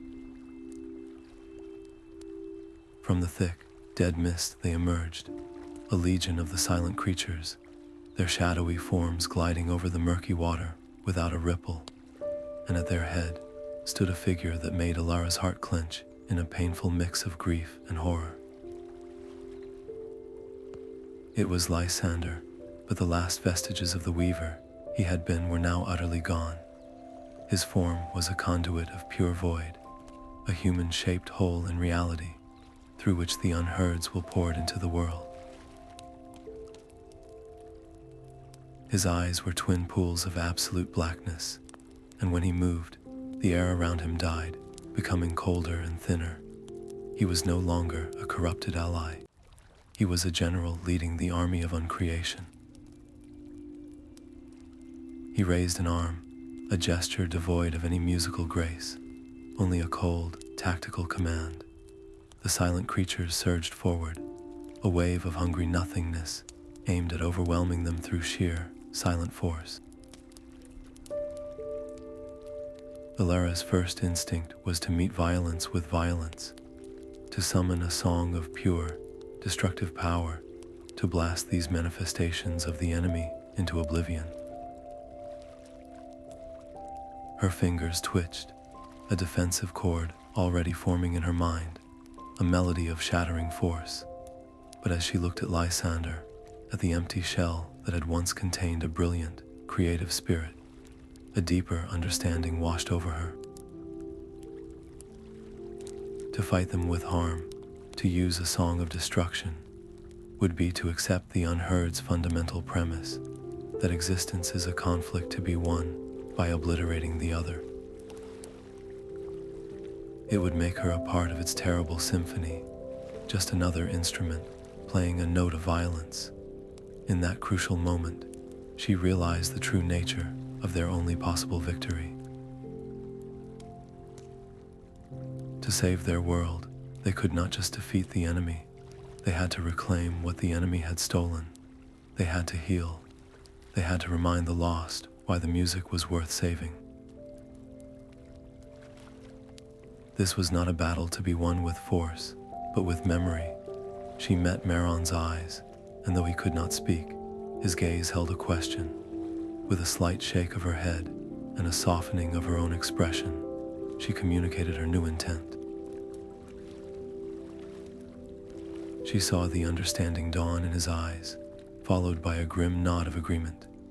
They would not fight the army, they would fight for the soul trapped at its center. As the silent creatures closed in, Alara did not sing a note of power. Instead, she began a melody so soft, so gentle, it was almost a breath. It was a song not of battle, but of remembrance. She sang of the small, forgotten beauties, the way sunlight used to catch the dew on a spider's web in the morning, the specific harmony of a forest stream meeting the stones in its path, the warm, communal hum of the weaver's hall during a festival. She poured into the song not anger, but a profound, aching love for all that the Unheard sought to erase. Maron, drawing on a reserve of strength Elara thought long depleted, joined her not with his voice, but with his hands. His fingers moved through the air, as if conducting an invisible orchestra, weaving his own deep knowledge and memory into the fabric of her song, amplifying its emotional resonance, giving it the weight of centuries. The effect on the silent creatures was minimal. They wavered slightly, confused by this frequency that offered no resistance to fight against. But the effect on Lysander was immediate and visceral. He flinched as if struck. The Song of Remembrance did not attack his corrupted form. It bypassed it entirely, speaking directly to the sliver of his true self buried deep beneath layers of void and silence. The melody wrapped around him, and for a single, heart-stopping moment, the absolute blackness in his eyes flickered. A shard of brilliant, familiar blue shone through the color of the sky he had once sung into being. His arm, still raised in command, trembled and then slowly began to lower. A look of profound confusion and agony twisted his features, the inner war between the Unheard's will and his own rediscovered humanity, written plainly on his face. He was still in there, fighting. This momentary hesitation, this crack in the enemy's front line, was the opening they had desperately needed, but the cost of creating it was immense. Weaving a song of such pure, uncompromising compassion in a place that actively devoured all positive energy was like trying to light a fire underwater. Each note was a struggle, each sustained melody draining life force directly from them. Alara felt a dizzying weakness wash over her, the world swimming at the edges of her vision. Meron's conducting gestures became slower, more labored, his breath coming in ragged, silent gasps. They had stopped the advance not with strength, but with love, and in doing so, they had poured the last of their own energy into a single, fragile moment of hope. The opening was there, but they now lacked the power to step through it. The momentary flicker of humanity in Lysander's eyes was a victory, but it was a victory that left them utterly spent. As the silent creatures, momentarily confused by their master's hesitation, began to regroup with a renewed, cold purpose, Elara and Maron stumbled back, their bodies trembling from the colossal effort of weaving a song of pure compassion in a place designed to annihilate it.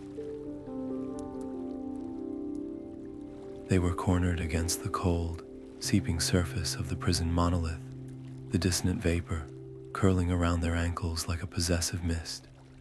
There was no strength left for another melody, no energy for a final stand. This was the end.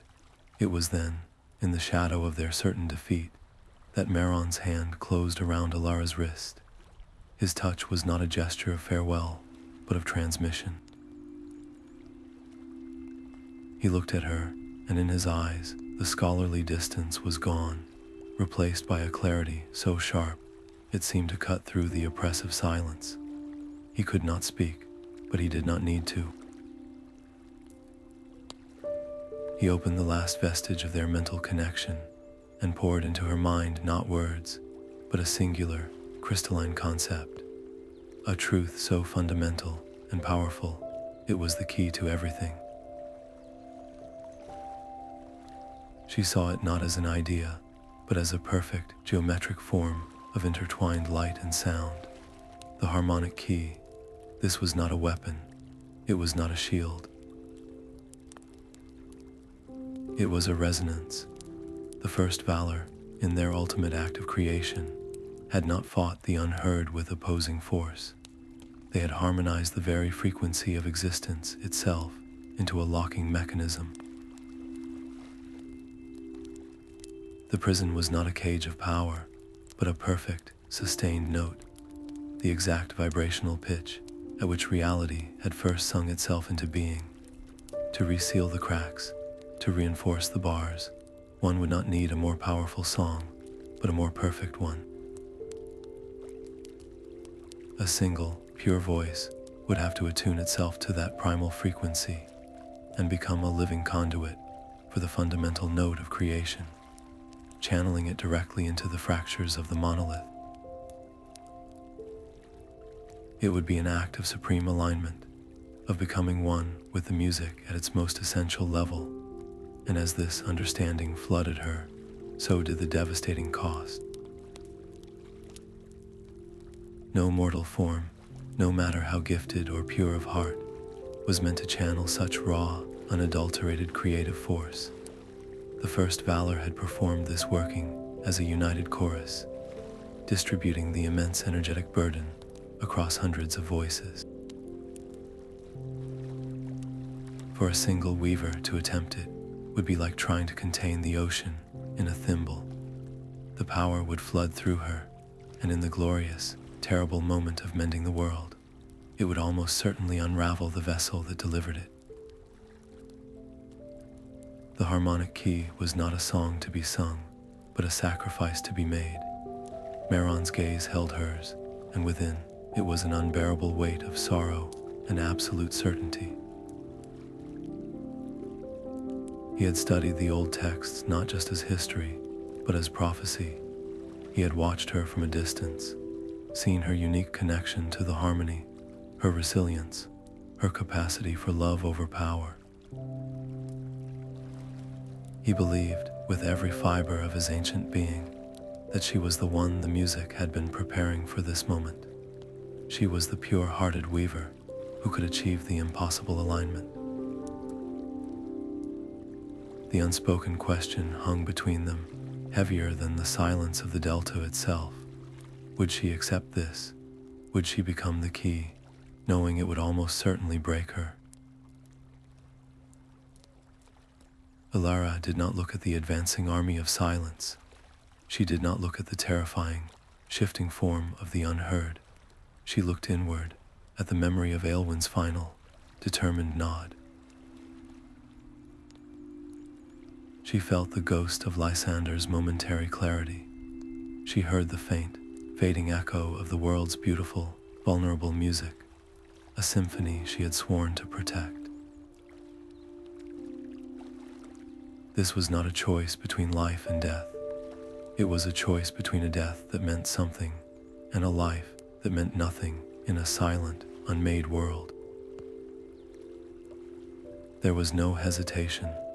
There was only a profound, peaceful certainty. This was the reason for her curiosity, for her doubts, for every step that had led her here. She was not a victim of destiny. She was its willing instrument. She gave Maron a single, firm nod, her eyes clear and steady. The fear was gone, burned away by a purpose so vast it left no room for anything else.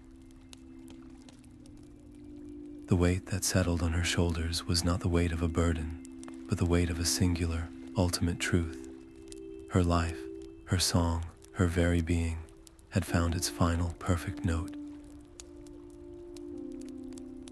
She closed her eyes, turning her focus inward, beginning the delicate, terrifying process of silencing her own fears, her own identity, her own small song, to make herself an empty vessel ready to be filled with the music of the beginning of all things.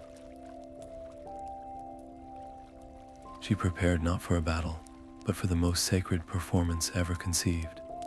Alone in the crushing silence, with the last of her physical strength fading and the shadow of the Unheard's army closing in, Alara did the only thing left to her.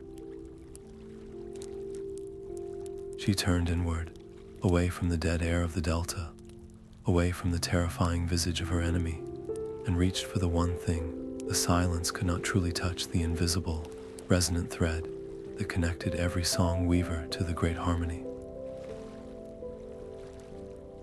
It was a thread that had been weakened by doubt, frayed by corruption, and strained to its limit by fear, but it was still there, with a final, monumental effort that felt like tearing her own soul in two. She did not sing.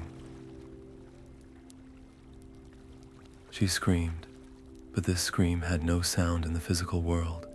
It was a psychic pulse, a desperate, raw burst of pure intent and shared memory. She launched directly into the heart of the harmony itself. It was not a command. It was not a plea. It was an offering. She opened herself completely, holding nothing back, and showed the entire community of Valar everything. She poured into that pulse the chilling cold of the archive silence, the profound sorrow of the weeping chorus, the searing pain of Lysander's betrayal, and the crushing weight of Aylwin's sacrifice. But she also sent the warmth of Meron's steadfast faith, the brilliant clarity of the harmonic key, and her own unwavering, defiant love for every note of their beautiful, fragile world. It was a final, desperate act of trust, a belief that despite the fear and the isolation the Unheard had sown, the foundational desire to protect their home still burned in the hearts of her people. Then, her strength spent, she collapsed to her knees, waiting for the end, her mind and spirit stretched bare and empty. For a terrifying moment, there was nothing. Only the oppressive, mocking silence of the delta and the advancing tide of void creatures. The Unheard seemed to sense her failed attempt, its form pulsing with cold triumph. Then a flicker, a single, faint, golden note, clear and bright as a distant star, touched the edge of her awareness. It was a melody of recognition, of understanding, from a weaver she did not know, living in a distant, sun-drenched valley. The note was tentative, afraid, but it was uncorrupted. It was an answer. Then another came, a stronger, deeper chord from a mountain peak, a song of solidarity and rising courage. Then another and another. A trickle of light became a stream, then a river, then a flood. From every corner of the world, the responses surged toward her. Dozens, then hundreds of individual songs, each unique, each a testament to a life spent in service to the music. The songs of elders filled with the wisdom of ages, the bright, energetic melodies of the young, the complex harmonies of craftsmen, and the simple, steady rhythms of growers. They all came. They had felt her pulse, seen her truth, and made their choice. They chose to believe. They chose to stand together. The very distrust the Unheard had cultivated now worked against it. Those who had been suspicious of their neighbors now saw the true enemy, and their songs joined the chorus with a ferocity born of shame and renewed purpose. This incoming torrent of energy did not simply fill Alara, it rebuilt her. The collective will of her people flowed into her depleted spirit, amplifying her own voice 1,000-fold. She rose to her feet, no longer just Alara, but a conduit for the entire uncorrupted heart of the Valar. The air around her began to vibrate, not with sound, but with potential, the silence of the delta, starting to crack under the pressure of the gathered symphony. She opened her mouth, and when she began the Song of Sealing, it was not with a single voice, but with a chorus. The first note was a deep, resonant tone that shook the very ground, a frequency so pure it pushed back the advancing army of silence, causing them to hesitate and recoil. The Unheard reacted with instant, violent fury. It understood the existential threat this unity represented. The battle was no longer one of physical creatures or magical attacks. It became a cosmic clash of fundamental opposites. The Unheard marshaled its own power, not from a chorus, but from the void itself. It lashed out with waves of absolute dissonance, complex, jagged anti-melodies designed to shatter harmony and breed confusion. These waves of silence crashed against Elara's song, and where they met, reality itself warped. The air would flash with blinding light, and then plunge into abyssal darkness. The ground beneath their feet would solidify into crystal one moment, and threaten to dissolve into mist the next.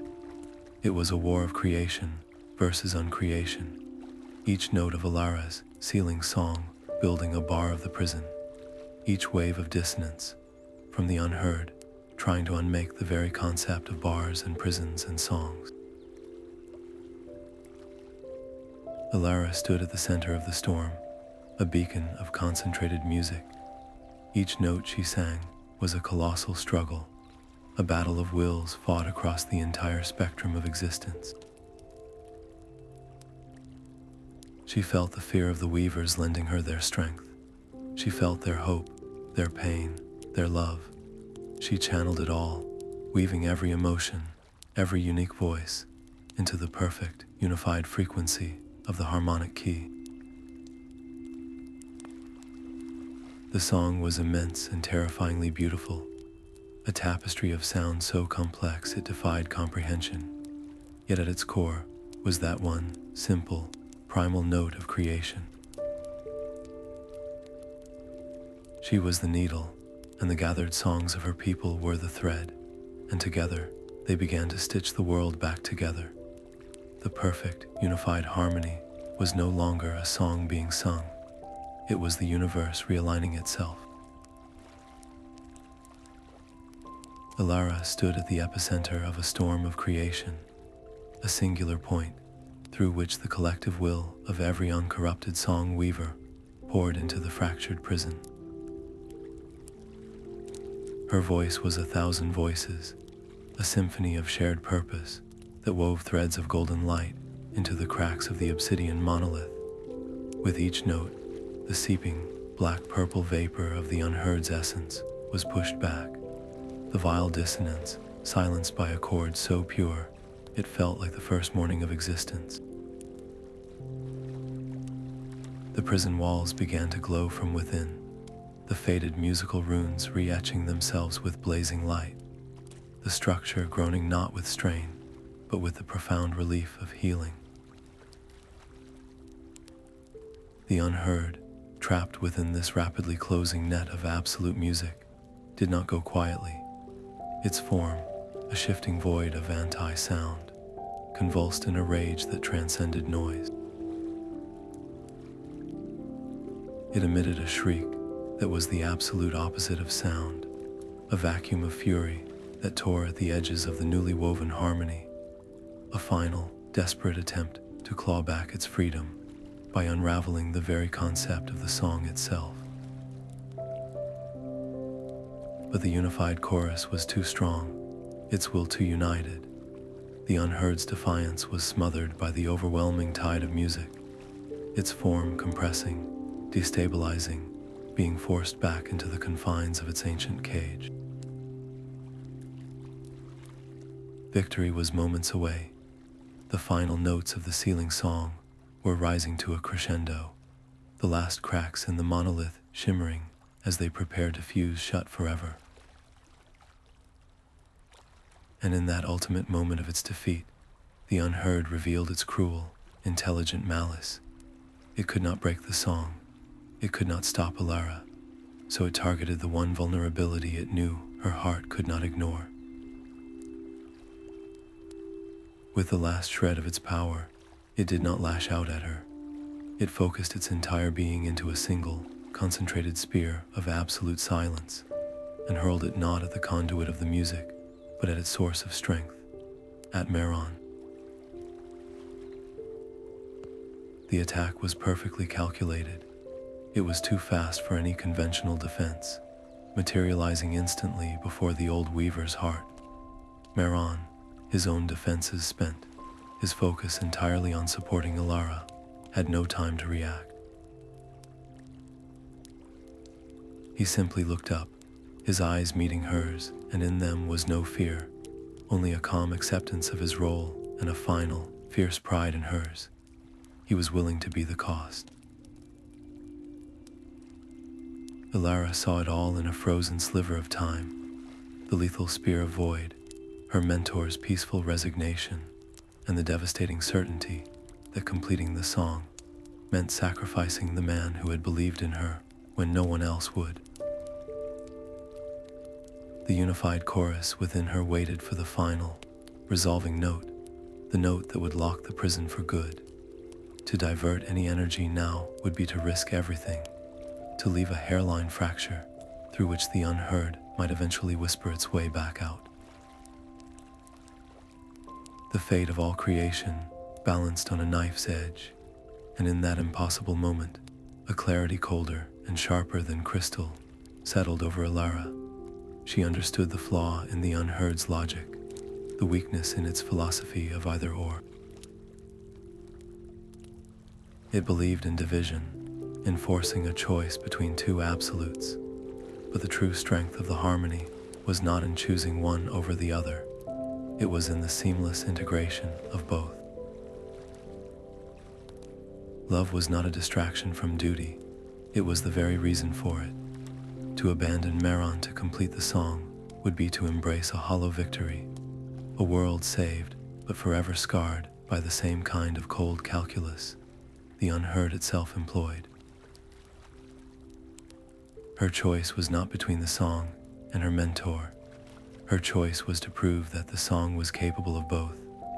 With a will that bent the symphony itself to her command, she split the final, colossal note. The greater part of the power, 99% of the gathered might of the Valar, she sent driving into the heart of the monolith with the force of a supernova. It was the final, perfect note of the Song of Sealing. The impact was instantaneous and absolute. The remaining cracks sealed over with a light so brilliant it was blinding, the runes blazing with permanent, imperishable light.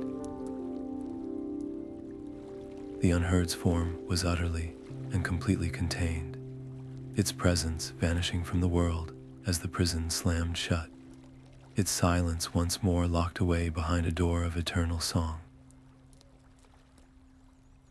Simultaneously, with a precision that defied belief, she wove a single, hyper-concentrated strand of the harmony, a tiny, potent fraction of the whole, and sent it arcing toward Maron. It was not a shield to block the attack, but something far more nuanced. It was a song of perfect timing. The strand of harmony arrived a microsecond before the spear of silence, not intercepting it, but harmonizing with the space around Maron, creating a field of accelerated time that caused the deadly attack to pass through where he had been a moment before, dissipating harmlessly into the dead air of the delta. He was untouched. The cost of this miraculous dual working was everything she had left. The effort of such a precise division at the apex of such immense power was like trying to perform brain surgery at the heart of a hurricane. It demanded a final, total expenditure of her spirit. As the last echo of the sealing note faded, replaced by the profound, peaceful silence of a job finally done, Alara's knees buckled. The light faded from her eyes, the connection to the chorus of weavers snapping away. She felt herself falling, the world dissolving into a soft, welcoming darkness, her last conscious thought not of victory, but of a promise kept. The profound, all-consuming silence of the delta was the first thing to break. It did not shatter like glass, but softened, like a clenched fist, slowly relaxing its grip. Into that softening space came a whisper, so faint it was more a memory of a sound than the sound itself. It was the tentative chirp of a solitary marsh sparrow, a creature that had fallen utterly silent during the Unheard's reign. Then another joined it, and another, until a fragile, hesitant chorus began to knit itself back into the fabric of the world. The air itself seemed to sigh in relief, losing its dead, heavy weight and becoming once more a willing carrier of vibration. The natural songs were returning, weak and thready like a patient after a long illness, but with each passing moment, they grew a little stronger, a little more sure of their right to exist. Meron was the first to move, his own voice still a silent void within him, but his hands were gentle and sure as he knelt beside Alara's still form. He cradled her head, his fingers checking for the pulse at her throat, and and a wave of unbearable relief washed over him as he found it, a steady, rhythmic beat against his fingertips. She was alive. Her breathing was deep and even, but her skin was pale, almost translucent, and when he brushed a strand of hair from her forehead, he could feel a faint, warm hum radiating from her, a resonance that had not been there before. It was not the powerful, projected energy of a weaver in full song. It was something deeper, more fundamental, as if the very atoms of her being were now vibrating in perfect, permanent harmony with the core frequency of creation itself. She had not just sung the song of sealing, she had become a living part of its eternal structure. Her eyes fluttered open, and they were the same eyes, yet profoundly different. They still held the warmth and determination of the young woman he had guided, but now there was a depth to them, an ancient knowing, as if she was seeing the world through layers of time he could only read about in his archives. She tried to speak, but her voice, when it came, was not her own. It was a complex chord, a harmony of many tones that seemed to emanate from her and the world around her simultaneously. It was the voice of the harmony itself, speaking through its most devoted instrument. She fell silent, a look of wonder and slight apprehension on her face as she understood the change within her. Together, they helped each other to their feet and turned to survey the restored delta. The obsidian monolith no longer seeped its corrosive vapor. It stood clean and whole, its surface thrumming with a soft, internal light, the musical runes upon it glowing with a steady, reassuring permanence. The murky water around it was clearing, and the gray, brittle reeds were already showing hints of green at their bases. Life was returning, but the victory did not feel triumphant. It felt solemn. The prison was sealed, stronger than ever before, but they both knew with cold certainty that the Unheard was not destroyed. It was contained, a perpetual, patient enemy waiting in the absolute silence behind those walls. Its existence was now a permanent part of the cosmic balance, a dark star whose gravity would always need to be counteracted. The need for vigilance was not over. It had just been redefined for all time. As they stood in this quiet contemplation, a new sound reached them, not from the environment, but from the path leading out of the delta. It was the sound of cautious footsteps, of hesitant breaths. They turned to see them, the surviving song weavers. They came not in a triumphant procession, but in a slow, humbled walk. Their faces were etched with the shared memory of the psychic pulse Elara had sent, the terrifying truth of what they had all nearly lost, and the shame of their earlier inaction and distrust. They did not look at Alara as a hero to be celebrated, but as a mirror reflecting their own fears and their ultimate choice to stand together. Their gratitude was silent, communicated through bowed heads and hands placed over hearts in a gesture of profound respect and apology. And in that moment, looking at the faces of her people, weary, scarred, but united, Alara understood the true nature of their victory. It was not found in the powerful cord that had sealed the prison. That had been the effect, not the cause. The real victory, the miracle that had made the sealing possible, had happened in the hearts of every individual weaver who had chosen to answer her call. They had overcome the suspicion the Unheard had sown. They had set aside their pride and fear, and they had offered their songs, their very spirits, to a young weaver they had once dismissed. This unity had not been forged through a command or a decree. It had been born from a shared sacrifice, from the collective, understanding that their individual songs were beautiful, but their combined chorus was invincible. They had not just saved the world, they had remembered how to be a community.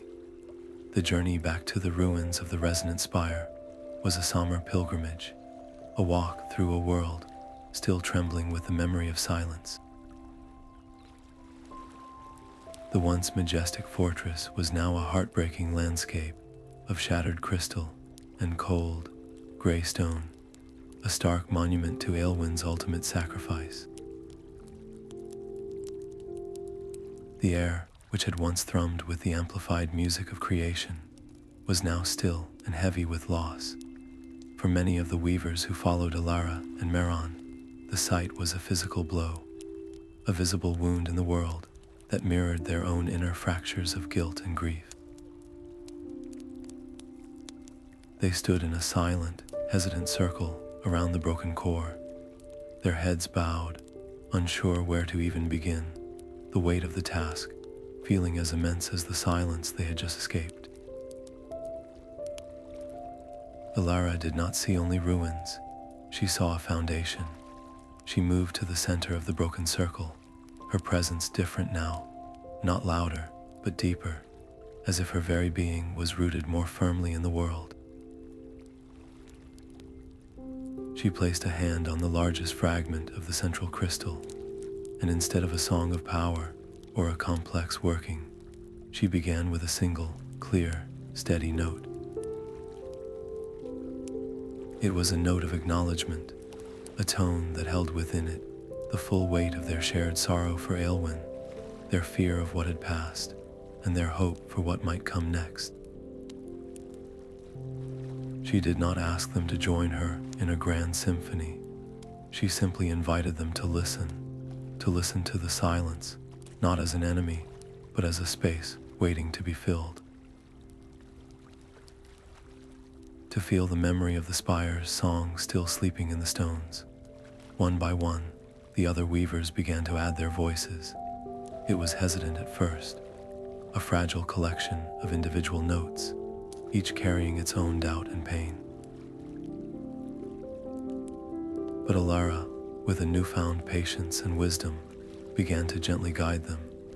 She showed them how to weave their disparate melodies together, not by forcing them into unison, but by finding the harmonies between their differences. A lower voice could provide a foundation for a higher one. A quicker rhythm could dance around a slower, steadier beat. This was not just about rebuilding stone and crystal.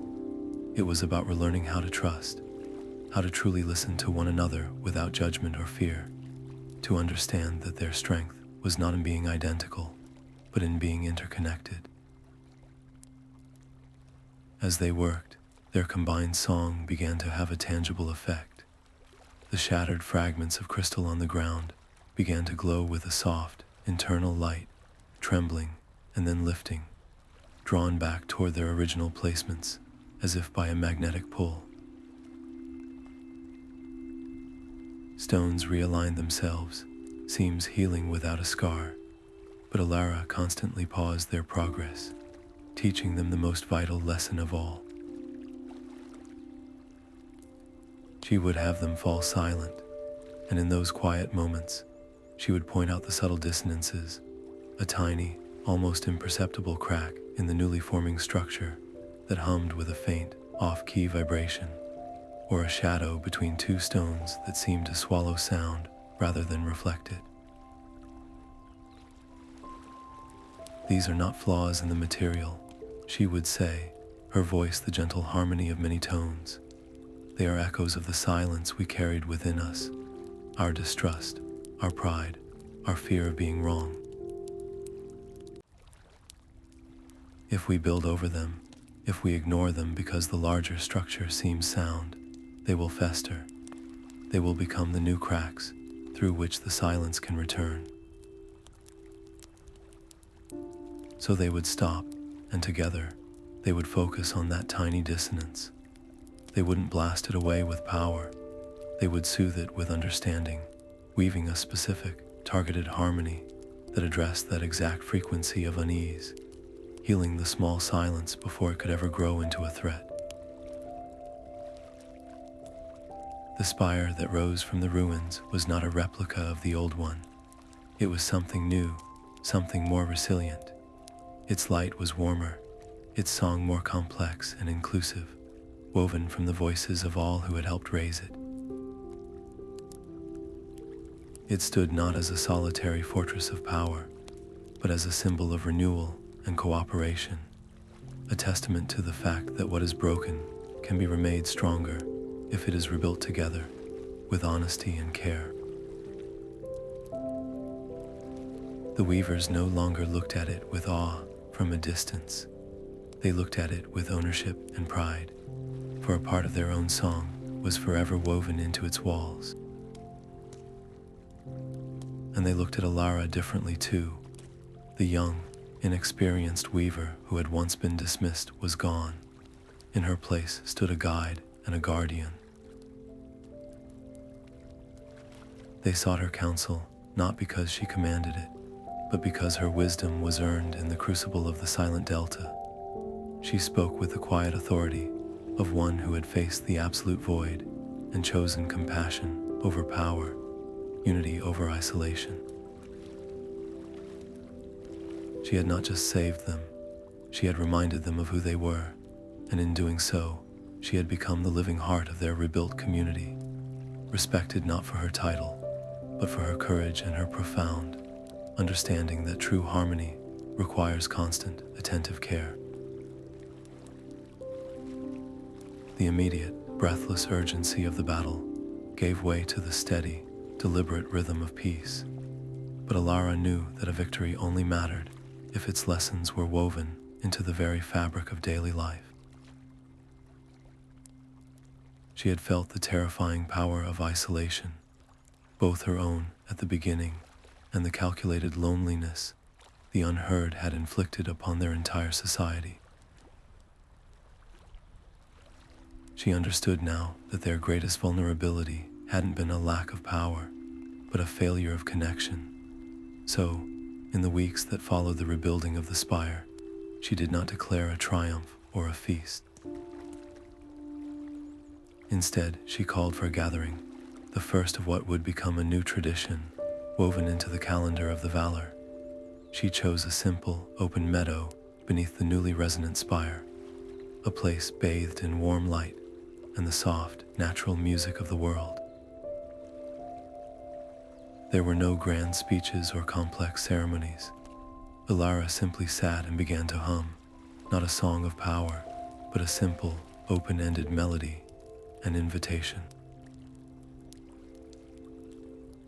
One by one, the other weavers joined her, not in perfect unison, but by adding their own unique threads to the tapestry of sound. A young weaver, still shaky from the recent terror, offered a tremulous, questioning note. An elder responded not by correcting it, but by weaving a supportive harmony around it, giving the younger voice a foundation upon which to grow stronger. This was the core of Alara's new tradition, the sharing. It was a space where weavers could bring not only their most beautiful compositions, but also their struggles, their off-key days, the faint dissonances of doubt and fear that they would have once hidden away in shame. During these gatherings, Alara gently guided them toward a profound shift in understanding. "We have spent ages chasing a perfect, unchanging harmony," she would say, her voice a complex chord of experience and compassion. We saw any discord as a flaw to be eliminated, a weakness to be hidden, but the silence taught us that a song with no tension, no contrast, is not strong, it is brittle. It has nowhere to go, no way to grow. She helped them see that true harmony was not the absence of dissonance, but the skillful, compassionate integration of it. A note of sorrow, when acknowledged and given its space within a larger composition, could add a depth that pure joy alone could never achieve. A moment of conflict, when addressed with honesty rather than suppressed, could lead to a stronger, more creative resolution. This philosophy, born from the crucible of their shared trauma, became the bedrock of their renewed world. By making room for imperfection and openly addressing small frictions before they could fester, the community became infinitely more resilient. The trust that had been so thoroughly shattered began to regrow, stronger and more intertwined than before, because it was now rooted in authenticity rather than a facade of flawless performance. The very air seemed to hum with a healthier, more dynamic energy, a music that could bend and adapt without breaking. Yet for Alara, this hard-won piece held a constant, quiet companion. In the deepest quiet of the night, when the gathered songs of the weavers had faded into gentle dreams, or in the solitary moments of her watch at the spire, she would feel it. Not a threat, not an active corruption, but a faint, persistent echo. It was the ghost of a vibration, the memory of a silence so absolute it had left a permanent impression on her senses, now attuned as they were to the fundamental frequencies of creation. It was a whisper from the other side of the sealed prison, a reminder that the unheard was not gone, only contained. Its existence was a permanent part of the cosmic balance, a dark star whose gravitational pull would always be felt. This echo did not fill her with fear, but with a solemn sense of purpose. It was the reason for her vigilance, the impetus for the sharing, the quiet understanding that some battles are not won with a single, glorious victory, but are ongoing conversations between light and shadow, sound and silence, requiring a commitment to unity that must be renewed every single day. The silence of the Delta had not fully left him. When Lysander finally appeared at the edge of the newly resonant Spire's meadow, he was a ghost, haunting the edges of their celebration. The visual silence that had once shrouded him was gone, but a profound hollowness remained in his eyes, a stark contrast to the vibrant music swelling around him. He did not walk with the confidence of the weaver he had once been.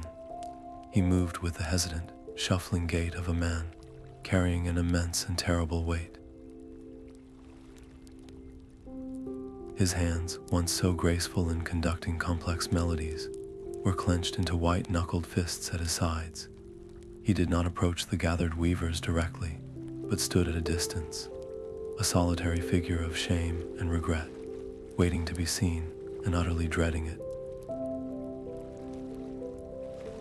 The reaction from the community was not immediate anger, but a cold, wary silence that fell over the meadow piece by piece, as one weaver, after another, noticed his presence and stopped their song.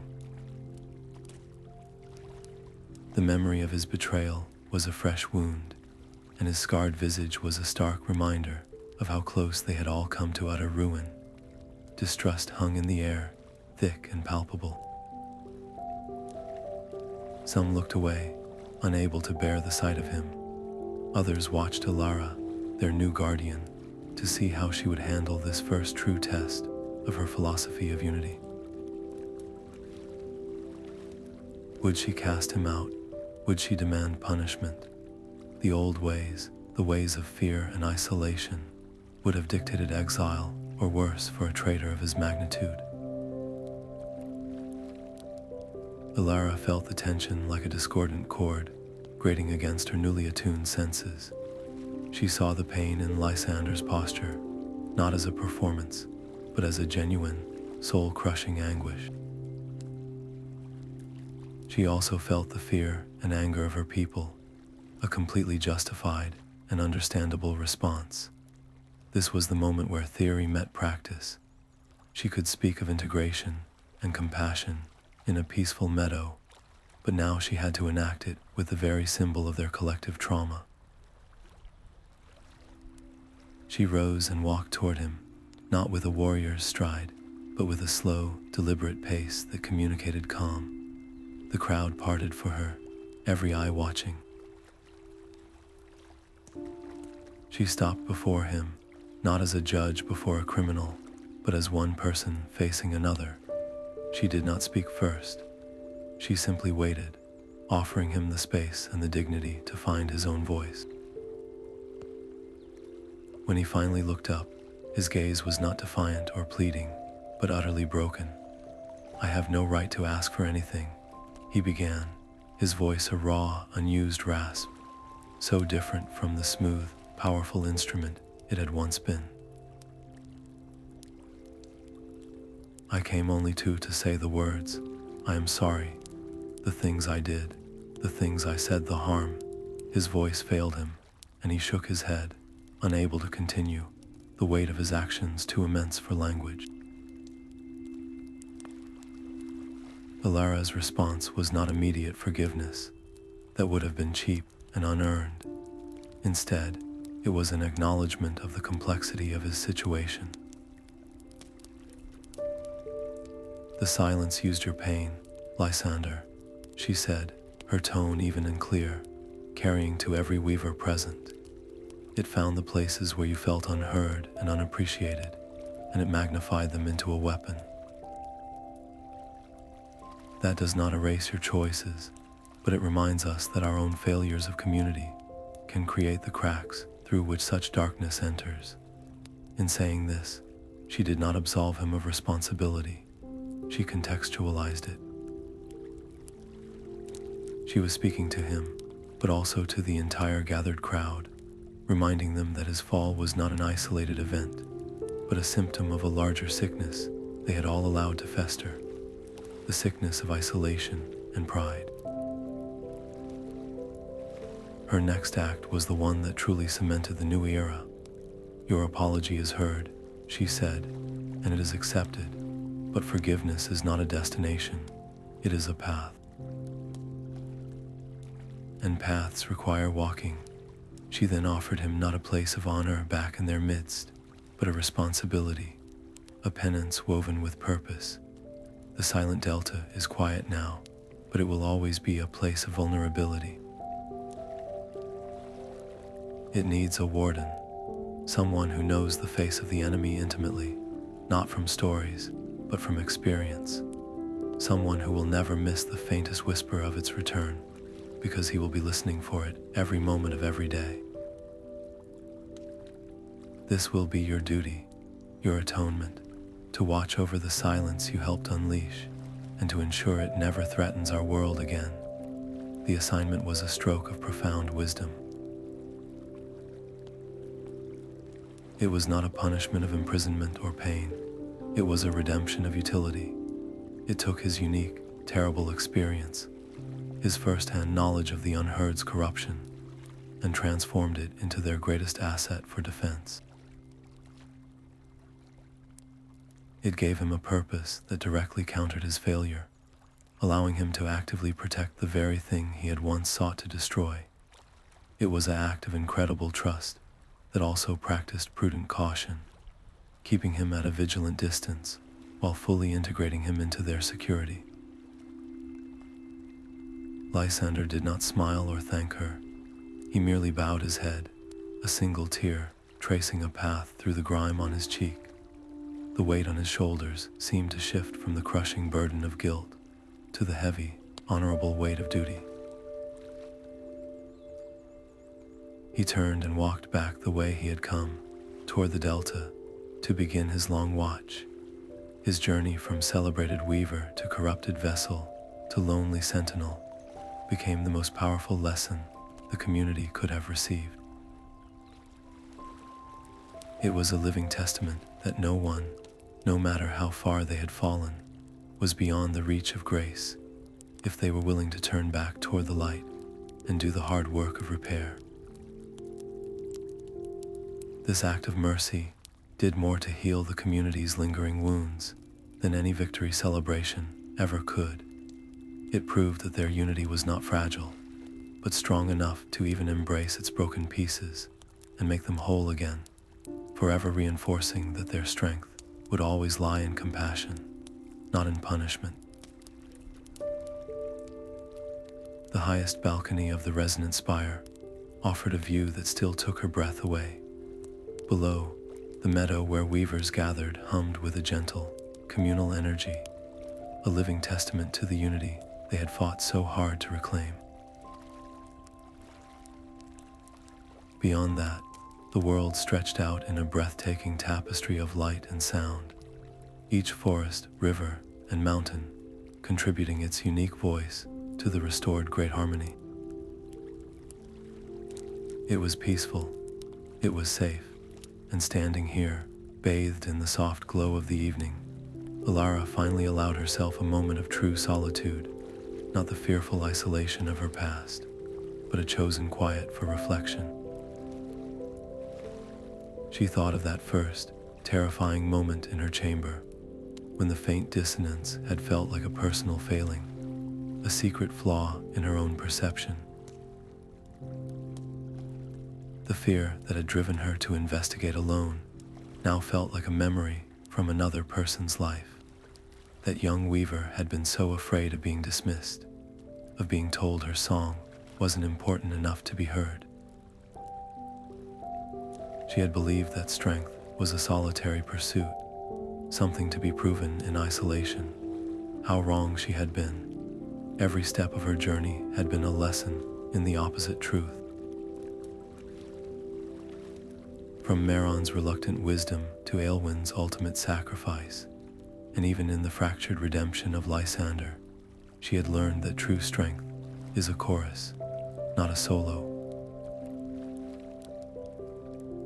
Her initial isolation hadn't been a strength. It had been the very crack the Unheard would have exploited had she not, almost by accident, begun to reach out. This realization led her to a deeper, more profound understanding of the hidden music itself. She had always been taught it was a force, a fundamental energy to be mastered and wielded, like the wind or the rain. But now she saw it as something far more intimate and dynamic. The music of the Valar was not a static, perfect recording to be preserved unchanged. It was a relationship. It was the constant, living conversation between every being and the world around them, a continuous exchange of energy and intention that shaped reality itself. Every choice to act with compassion was a note added to its melody. Every decision to build trust was a strengthening of its harmony. It evolved, grew, and deepened through the countless tiny connections made every day. It was not a thing to be protected from the outside, but a bond to be nurtured from within, and her own song was now irrevocably part of that eternal, evolving melody. She could feel it, a new and permanent resonance woven into the very core of her being. It wasn't a loud or dominating presence. It was a steady, fundamental hum, a deep connection to the primal frequency of creation that she had channeled at such great cost. This connection brought a peace she had never known possible, a calm certainty that flowed from the understanding that she was not a separate entity fighting for the world, but an integral note within its grand, unending song. She belonged to it as much as it belonged to her, yet this profound peace did not bring complacency. Instead, it forged a new kind of responsibility, one far heavier than any title of guardian or leader could convey. The world was safer, yes. The immediate existential threat was sealed away, but safety was not a permanent state. It was a continuous achievement. Her responsibility was no longer just about standing watch against a single, monstrous enemy. It was about tending to the countless small silences that could, if ignored, grow into something terrible. It was about nurturing the fragile bonds of their hard-won unity, ensuring that the weavers never again forgot the power of their combined voice. The peace she felt was not the end of her work, but the foundation from which all future work would grow, a watchful, purposeful calm in the heart of an eternal, beautiful melody. Months drifted by in a rhythm of peaceful reconstruction, each day a gentle note in the new melody of their lives. The resonant spire stood once more, its song a warm, steady hum that now carried the distinct voices of every weaver who had helped raise it. Elara's days were filled with teaching and guidance, her own unique resonance, a calm, grounding presence within the community. She had settled into her role not as a commander, but as a center of balance, a listener who helped others find their harmony. It was during this time of quiet growth that a subtle disturbance rippled through the Spire's newly tuned networks. It wasn't an alarm, not a shriek of danger, but a faint, persistent flicker on the very edge of their harmonic awareness, a minor, lingering dissonance detected near the entrance to the Cavern of Lost Sound. A younger weaver, one of the new sentinels trained in vigilance, brought the report to her with a face tight with concern. He spoke of a cold spot in the local harmony, a tiny, static hum that refused to resolve. The old fear, the instinctive dread of the Unheard's return, flashed in his eyes. The community's hard-won peace was still fresh, its foundations not yet fully hardened, and the memory of their recent terror was a ghost that could be easily summoned. Alara felt the collective anxiety of those around her begin to spike, a sharp, discordant note of panic threatening to chord through the spire. She could see the path they were on, a rapid escalation, a summoning of warriors, a fearful assault on a shadow. It was the reaction of the past, the kind of frantic response that had left them isolated and vulnerable. But the woman who now stood calmly listening was not the same young weaver who had once charged alone into the unknown driven by insecurity.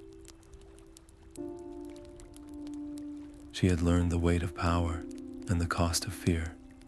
She placed a steadying hand on the young sentinel's shoulder, her touch radiating a palpable calm.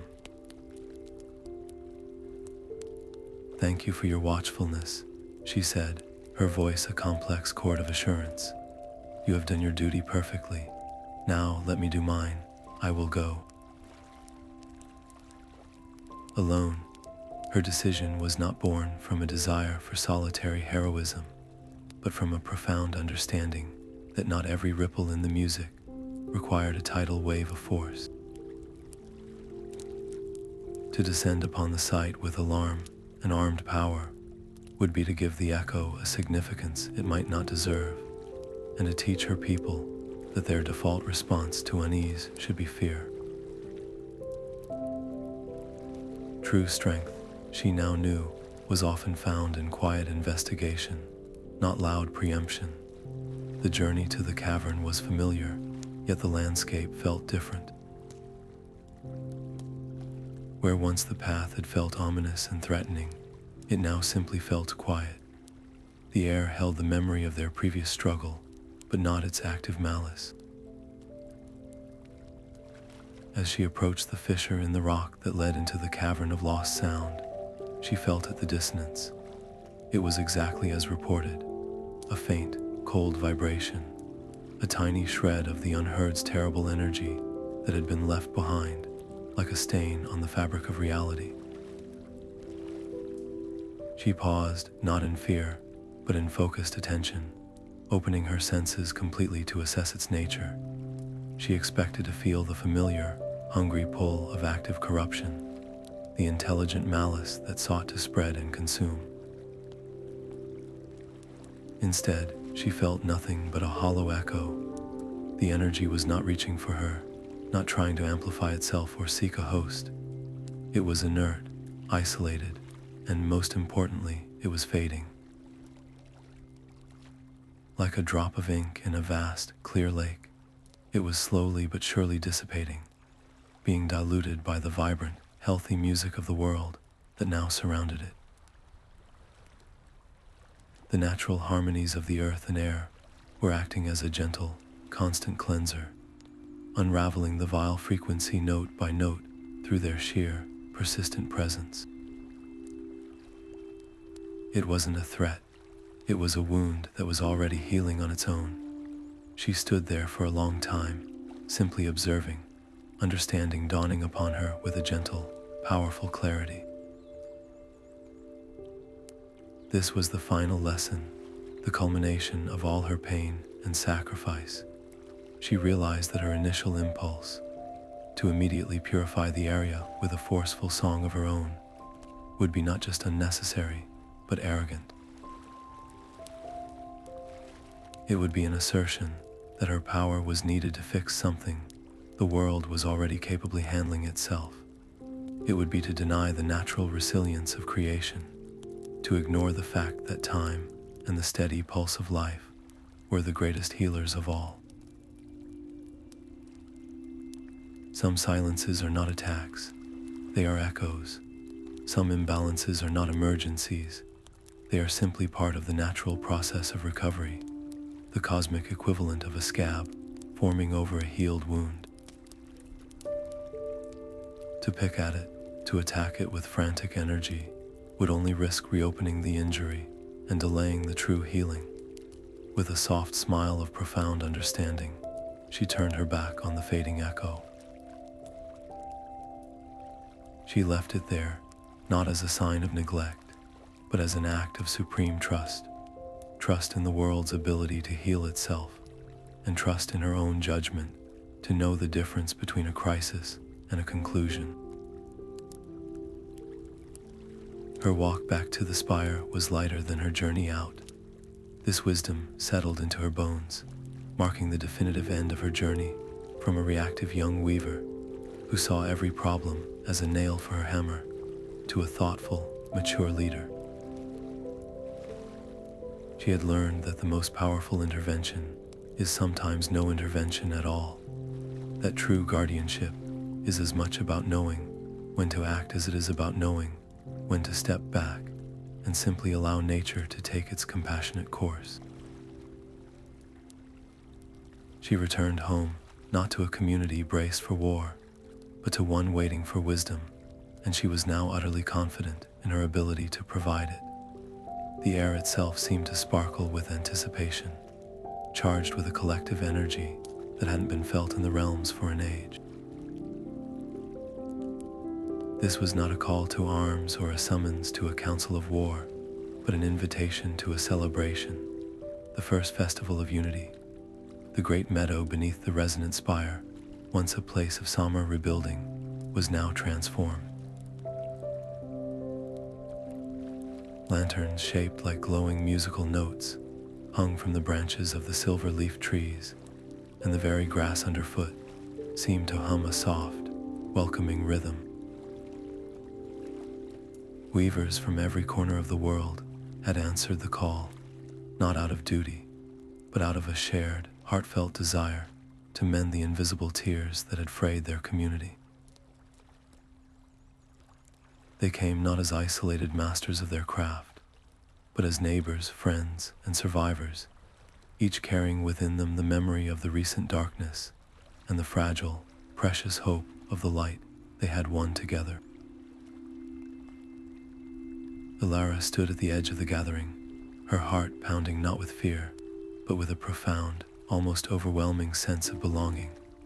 She watched as a young weaver, barely more than a child, carefully arranged a circle of luminous stones that pulsed in time with her breathing. She saw elders from distant valleys, their faces etched with the lines of long experience, gently tuning the air around them with subtle hand movements, creating a soft, harmonic haze. There was no hierarchy here, no separation between the celebrated maestro and the humble apprentice. The only currency was participation, the only requirement a willingness to add one's own unique voice to the whole. The air was thick with the sound of laughter, of warm greetings, of instruments being tuned not to a rigid standard, but to the organic, living pitch of the gathering itself.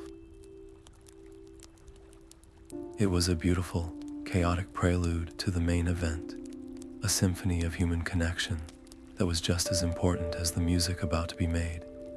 When the moment arrived for the symphony to begin, a natural hush fell over the crowd. All eyes turned to Alara, but the expectation she felt was not a weight. It was an offering of trust. She walked to the center of the great circle, and as she raised her hands, she did not signal for silence, but for listening. She closed her eyes, and when she began to sing, it was not with a note of triumphant fanfare. Her opening melody was something far more nuanced, far more true. It was a slow, rising phrase that acknowledged the deep sorrow. They had all shared the ache of Aylwin's absence, the chilling touch of the silence, the sharp sting of betrayal. The note held their collective grief, giving it a space to exist, to be honored. But then, without breaking, the melody transformed, weaving threads of radiant joy into the fabric of the sorrow, the relief of survival, the warmth of rediscovered trust, the fierce, defiant love for their world. It was a melody that held both harmony and dissonance in a tender embrace, accepting that one could not truly exist without the other, that their beauty was defined by their contrast. Her solitary voice hung in the air for only a breath before the entire meadow erupted in response. But it was not an eruption of noise. It was an organic, breathtaking unfolding of collective creation. A deep, resonant drumbeat began, like the steady heart of the world itself. A chorus of flutes joined in, tracing playful, intricate patterns around the core melody like birds dancing on a breeze. The elders added a complex, grounding bass harmony that seemed to rise from the very earth, while the younger weavers wove in bright, energetic counter-melodies full of hope and promise. There were no sheet music, no conductor's baton dictating the tempo. The music flowed from one weaver to another, a call and response of pure emotion and shared experience. A weaver who had once been suspicious of his neighbor now found his rhythm perfectly syncing with hers. Someone who had felt too ashamed to sing after being briefly swayed by the dissonance found her voice again, strengthened by the supportive harmonies that rose around her, lifting her up without judgment. The music they created together was unlike anything ever heard in the history of the Valar. It was not a perfect, polished performance from a bygone age. It was alive, raw, and vibrantly imperfect. It had the scars of their recent battles woven into its crescendos, and the gentle hope of their recovery in its quieter passages. It was a living entity, born from the unity of hundreds of individual souls, choosing to create something beautiful together. As the symphony swelled, filling the night air with its powerful, joyful, and heartbreakingly beautiful sound, Alara let her own voice blend into the magnificent whole.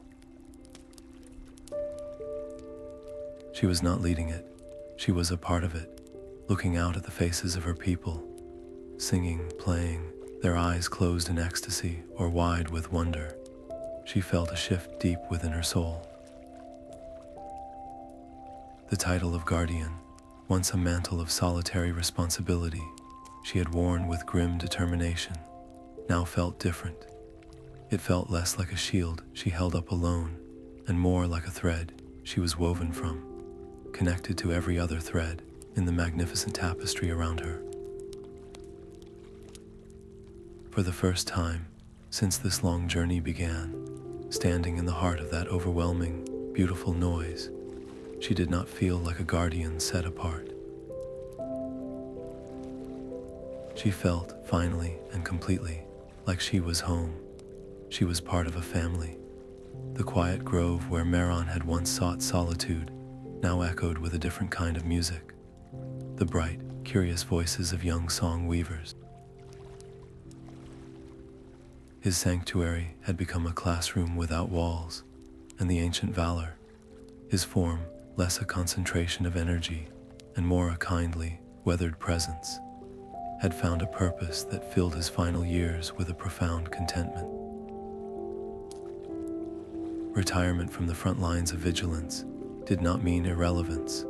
For Maron, it meant investing in the future he had helped secure. He no longer wielded the powerful harmonies of old, but he conducted a different sort of symphony now, one composed of questions, stories, and the spark of understanding in a young person's eyes. His lessons were never just about technique. While he taught the children how to listen to the subtlest vibrations in a sunbeam, or how to weave a note that could encourage a seed to sprout, he always wove in the history. He made sure they understood that every melody they learned was a gift paid for with courage and sacrifice. He told them of the time before, not as a distant myth, but as a real period where the music was wilder, less assured. He spoke of the first Valar with a relatable honesty, describing their fears and their triumphs, making them feel less like perfect gods and more like determined artisans who had shaped a universe. And he always circled back to the importance of vigilance. He taught them that listening was their first and greatest duty, and not just for the beauty, but for the tiny, off-key hums that others might miss. He showed them how a single note of distrust, left unchecked, could slowly sour an entire chord, and how the strength of their community was the only true antidote to the silence that always waited at the edges of perception. This was not meant to frighten them, but to empower them. He wanted them to grow up not in fear of the unheard, but with a respectful understanding of its nature and a confident knowledge of their own power to keep it contained. Their world was safe precisely because they understood it was not inherently safe. It was kept safe through constant, loving attention. This philosophy became the core of his life's final work. In the calm hours of the evening, by the soft light of a resonant crystal, he began to write. His new volume for the archives was not a dry historical account. It was a living narrative. He wrote of the recent war with the clarity of a scholar and the heart of a participant.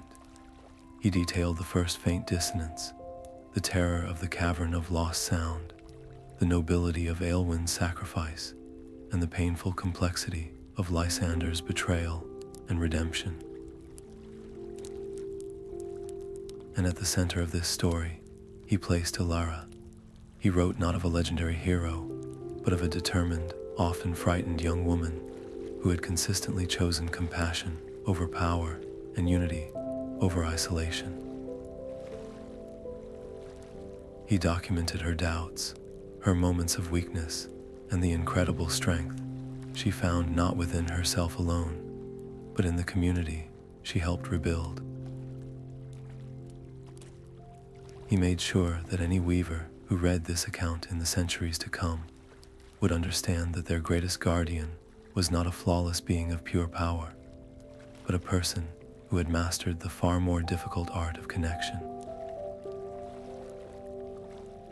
His work ensured that the truth would never be erased again, that the cost of their harmony would be remembered, and that the danger of silence would never be underestimated by future generations.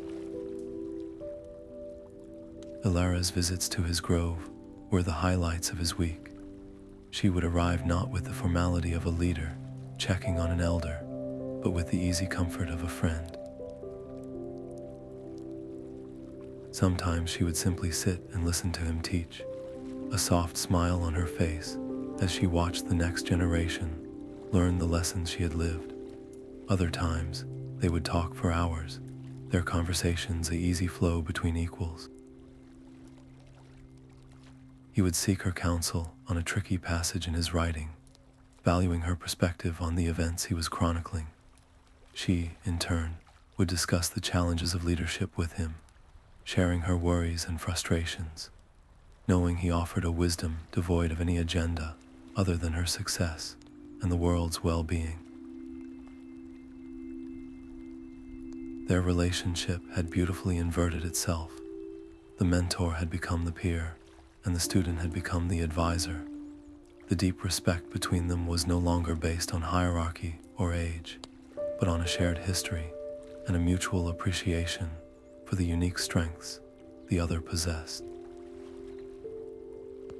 In the quiet harmony of that grove, surrounded by the future they were both building, they found a perfect, peaceful chord in the symphony of their long lives. The gentle hum of the grove's learning circle was a sound Alara never tired of, a melody of focused minds and open hearts. She had been observing Meron guide a group of young students through the basics of resonant listening, their small faces pinched in concentration as they tried to distinguish the harmonic thread of a growing plant from the background music of the wind. It was during a lull in the lesson, as the children stretched their senses, that one of the youngest, a girl named Lyra with wide, thoughtful eyes, looked up from the flower she was studying. Her voice, small but clear, cut through the peaceful air with a question that seemed too large for her small frame. "Guardian Alara," she began, her head tilted. Was the Unheard truly evil, or was it just a part of the music that got lost, a part that was just trying to be heard again? The grove fell utterly silent. Even the wind seemed to still its song. The other children looked from Lyra to Alara, their expressions a mix of curiosity and shock at the audacity of the question. Meron's eyebrows rose slightly, but he remained quiet, his gaze shifting to Alara with a look of deep interest. He had chronicled the facts of their battle, but this question lived in the spaces between those facts, in the realm of philosophy that he was eager to see how she would navigate. Elara felt the weight of the question settle not on her shoulders, but in her chest, resonating with a complexity she had pondered in her own quiet moments, but had never given voice to. This was not a query about technique or history. It was about the very nature of their reality. She knelt down, bringing herself to Lyra's eye level, her own complex, chord-like voice softening to a gentle hum.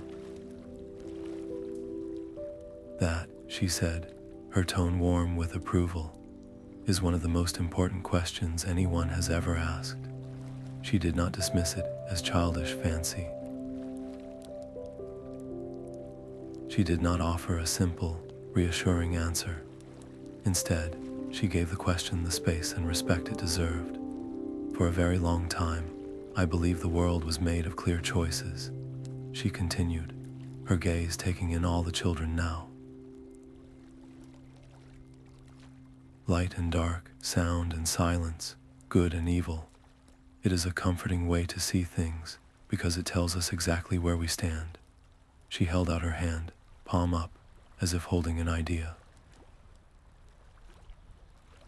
"But the deeper you listen, the more you understand that the line between harmony and silence is not a solid wall. It is more like the shore where the ocean meets the land. The waves are always moving, the sand is always shifting. There are places where they blend, where it is impossible to say where one ends and the other begins." She explained that the first music, the song that had sung the world into being, was not a single, pure note. It was a vast, chaotic, and glorious symphony containing every possible vibration. The joyous crescendos, the mournful dirges, the tense dissonances that create movement and resolution. Could something born from that ultimate creative act be purely, irredeemably evil? Or was the unheard a fundamental part of that spectrum, a necessary contrast? The profound silence that gives meaning to sound, that had somehow become twisted, isolated, and enraged by its own exile. To call it simply evil might be to ignore a more painful truth. Elara mused, her voice thoughtful, that perhaps it is a vital part of creation that fell into immense suffering and loneliness, and from that pain, it learned only how to inflict pain on others. Its methods were monstrous. Its goal was the end of all we love, but its origin, its deepest nature, that is a mystery that may be too deep for any one of us to ever fully know. This acknowledgement was not a justification for the unheard's actions. She was careful to make that distinction. The suffering it had caused, the lives it had taken, the terror it had unleashed, these were real and horrific facts. Understanding a thing is not the same as forgiving its atrocities, but, she insisted, understanding is the only path to a true and lasting defense. If we only ever meet the silence with force, with our own version of hatred and fear, then we have already let it win, she said, her eyes serious. Because we have allowed it to make us more like itself, we become just another negative force in the universe. But if we meet it with empathy, with an attempt to understand its pain, even as we absolutely oppose its actions, then we fight with our greatest strength. We fight with the full, complex, compassionate power of the harmony itself that requires more strength than any weapon ever could. She looked back at Lyra, whose young face was now etched with the concentration of grappling with these immense ideas. "Do I have a full answer for you?" Alara asked, a gentle smile touching her lips. "No, I do not, and I may never have one, but your question is more valuable than any easy answer I could give you." She placed a hand on the girl's shoulder. Never stop asking questions like that.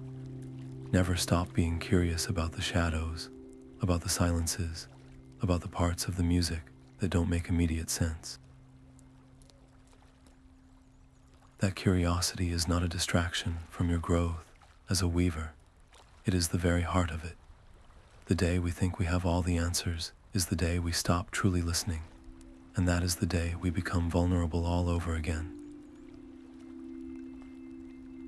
In that moment, under the dappled light of the singing trees, the children saw not an infallible guardian who had all the solutions, but a wise leader who was still, and would always be, a learner. Her comfort with uncertainty was not a weakness. It was the source of her deepest strength. It was a maturity forged not in the certainty of victory, but in the humble, ongoing pursuit of understanding, a commitment to ensuring that their hard-won harmony would always be a living, evolving, and questioning thing, never a rigid dogma that could be easily broken.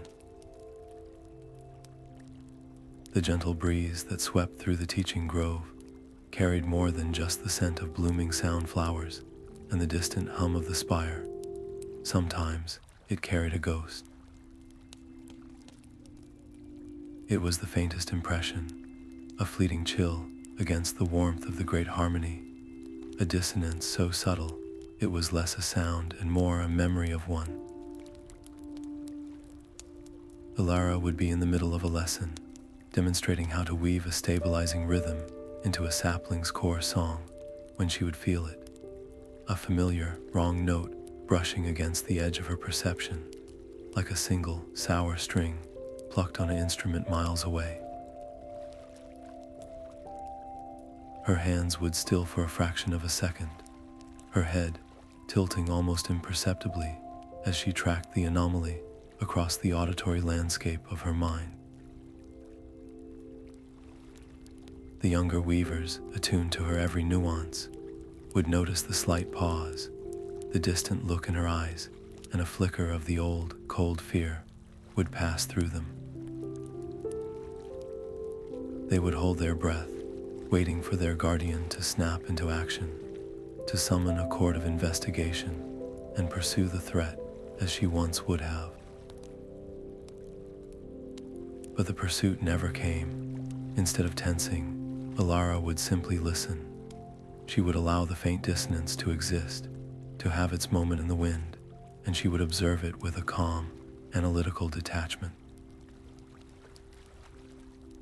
She noted its timing, its direction, its specific tonal quality, a dry, scraping vibration that felt like the Unheard's fingerprint. And then, as quickly as it had appeared, it would be gone, dissolved back into the healthy, vibrant music of the world, leaving no trace behind.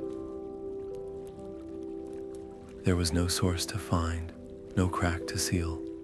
It was an echo without a wall, a ripple from a stone that had been thrown long ago.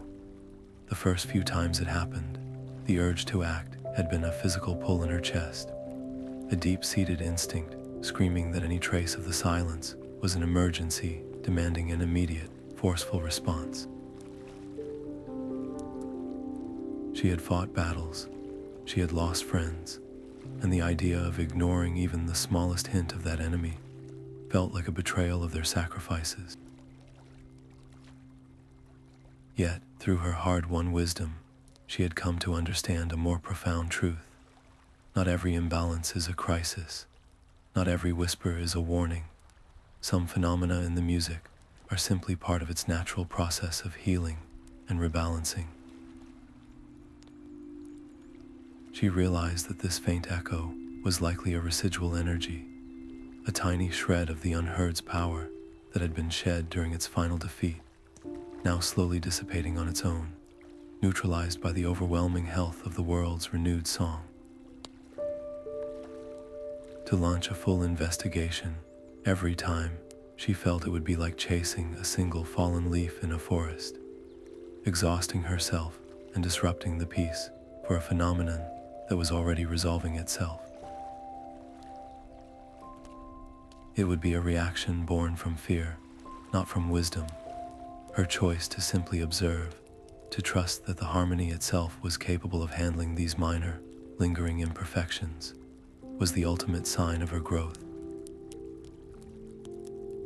The young Elara, driven by insecurity and a need to prove herself, saw every problem as a nail for her hammer.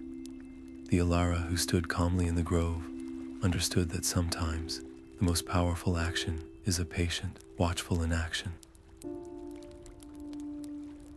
This profound acceptance did more than just conserve her energy.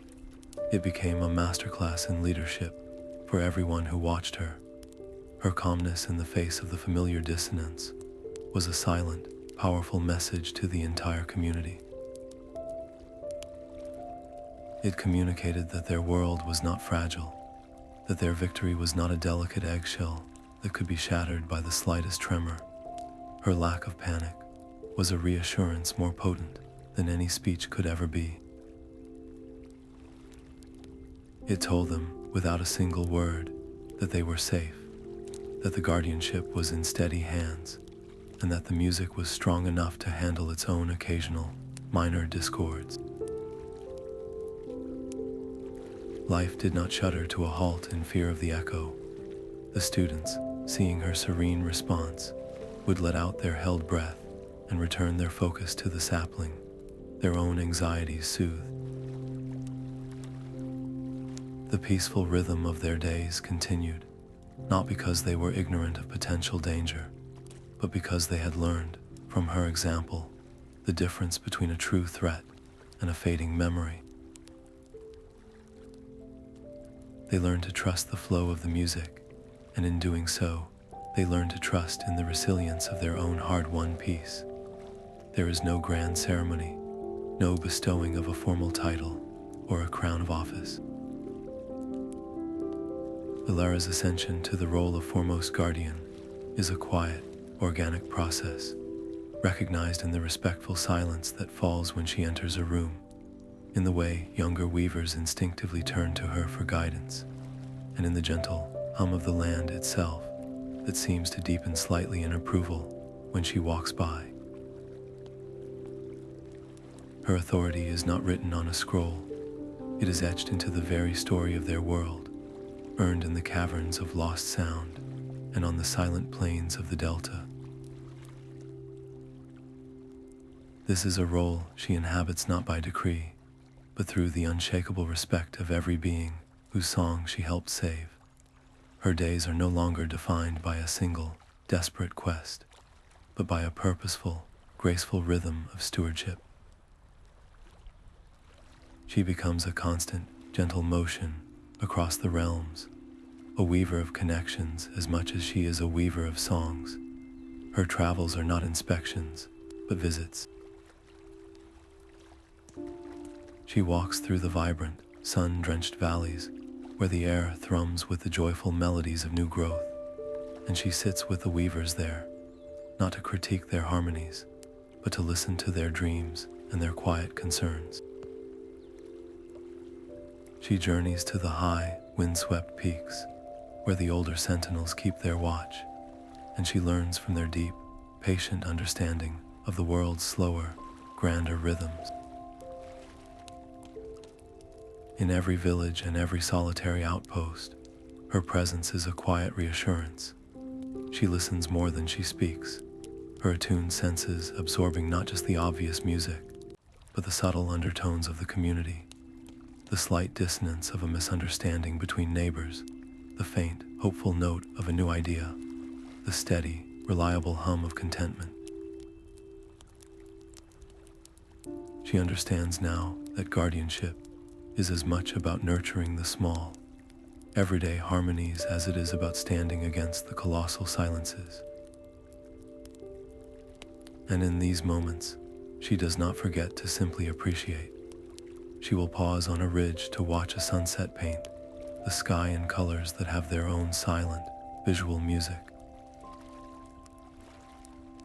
She will kneel in a field to feel the specific resonant frequency of a rare, blooming sound flower, a note so perfect and fleeting, it exists for only a single day. This conscious appreciation of beauty is not a distraction from her duty. It is the very heart of it. It is the constant reminder of what she is protecting, the living, breathing answer to the why of all her sacrifices. This deep, abiding love for the world's simple wonders is the fuel for her resolve, the light that ensures her vigilance never curdles into mere paranoia. Those with the skill to truly listen can hear her unique signature woven into the great harmony itself now. It is not a loud or dominating melody, but a steady, foundational presence, like the deep, warm hum of the earth's core. It is a resonance of profound peace, unwavering courage, and compassionate strength that forms a stable bedrock beneath the more vibrant, changing songs of daily life. For the young or the fearful, simply focusing on this underlying tone can be a comfort, a sonic anchor in a moment of doubt or storm. She has become a living part of the world's music, a permanent guardian note in the eternal symphony. With this deep integration comes a calm acceptance of the future's inherent uncertainty. She knows, with a certainty that does not frighten her, that other challenges will arise. The universe is too vast, too complex, for there to be only one threat. New dissonances, different silences, unfamiliar conflicts. They are not possibilities, but inevitabilities. But the woman who once trembled at a single, faint off-key hum now meets this truth not with anxiety, but with a serene and steady confidence. The battles she fought did not just save the world, they forged her. She has stared into the absolute void and chosen compassion. She has wielded the fundamental frequency of creation and survived.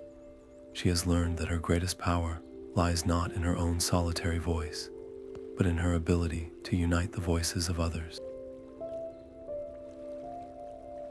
Whatever comes next, She will not face it with the frantic energy of a reactive soldier, but with the measured, profound grace of a guardian who understands the music too deeply to ever truly be afraid again. Her watch is eternal, but it is a watch kept with love, not with dread. Time, in the realms of the Valar, is not a river that flows in only one direction. It is a melody, with themes that recur, evolve, and deepen with each passing age. The frantic, breathless urgency of the battle against the Unheard softened, its sharp edges worn smooth by years of dedicated peace. The story of those days did not fade into obscurity.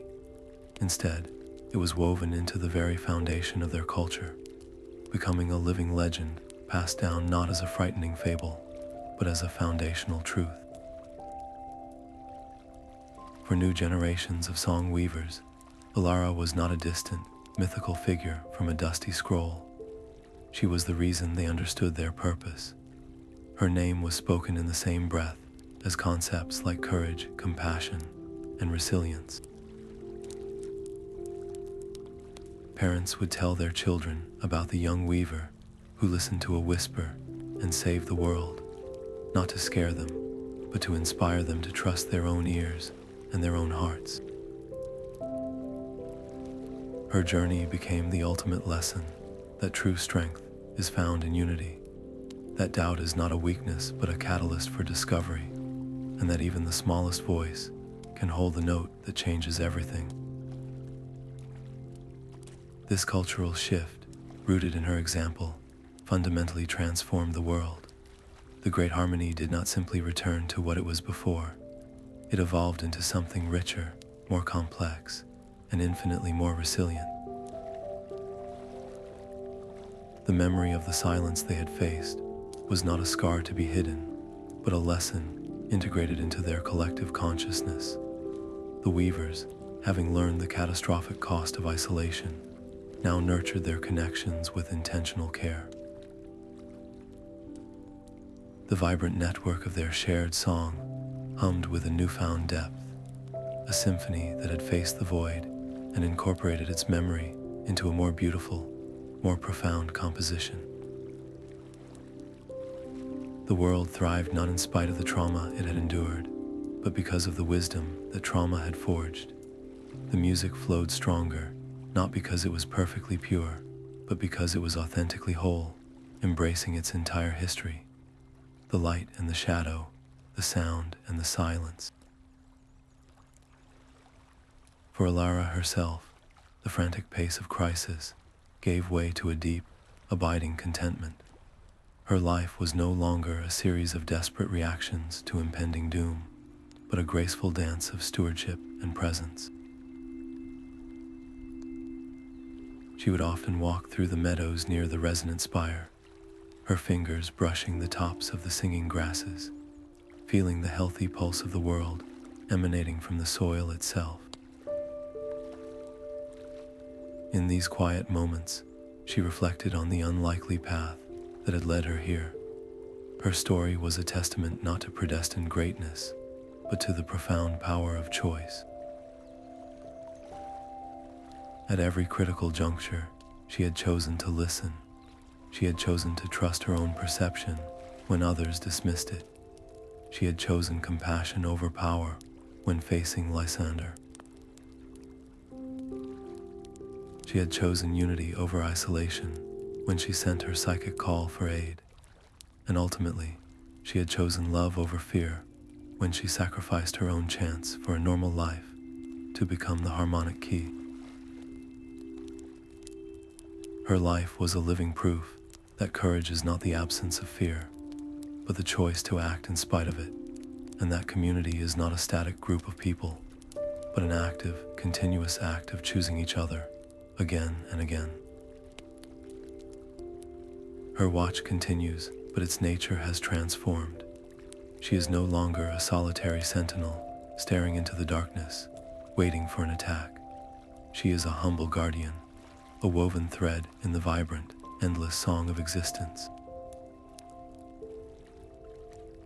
You might find her sitting with a group of young students, not lecturing, but listening to their fledgling melodies, offering a gentle suggestion that helps their notes find a sweeter harmony. You might see her walking the borders of the silent delta, not with weapons drawn, but with a calm, observant presence, sharing a silent, respectful nod with Lysander, the redeemed warden on the other side. Her guardianship is in the everyday acts of nurturing, teaching, and connecting.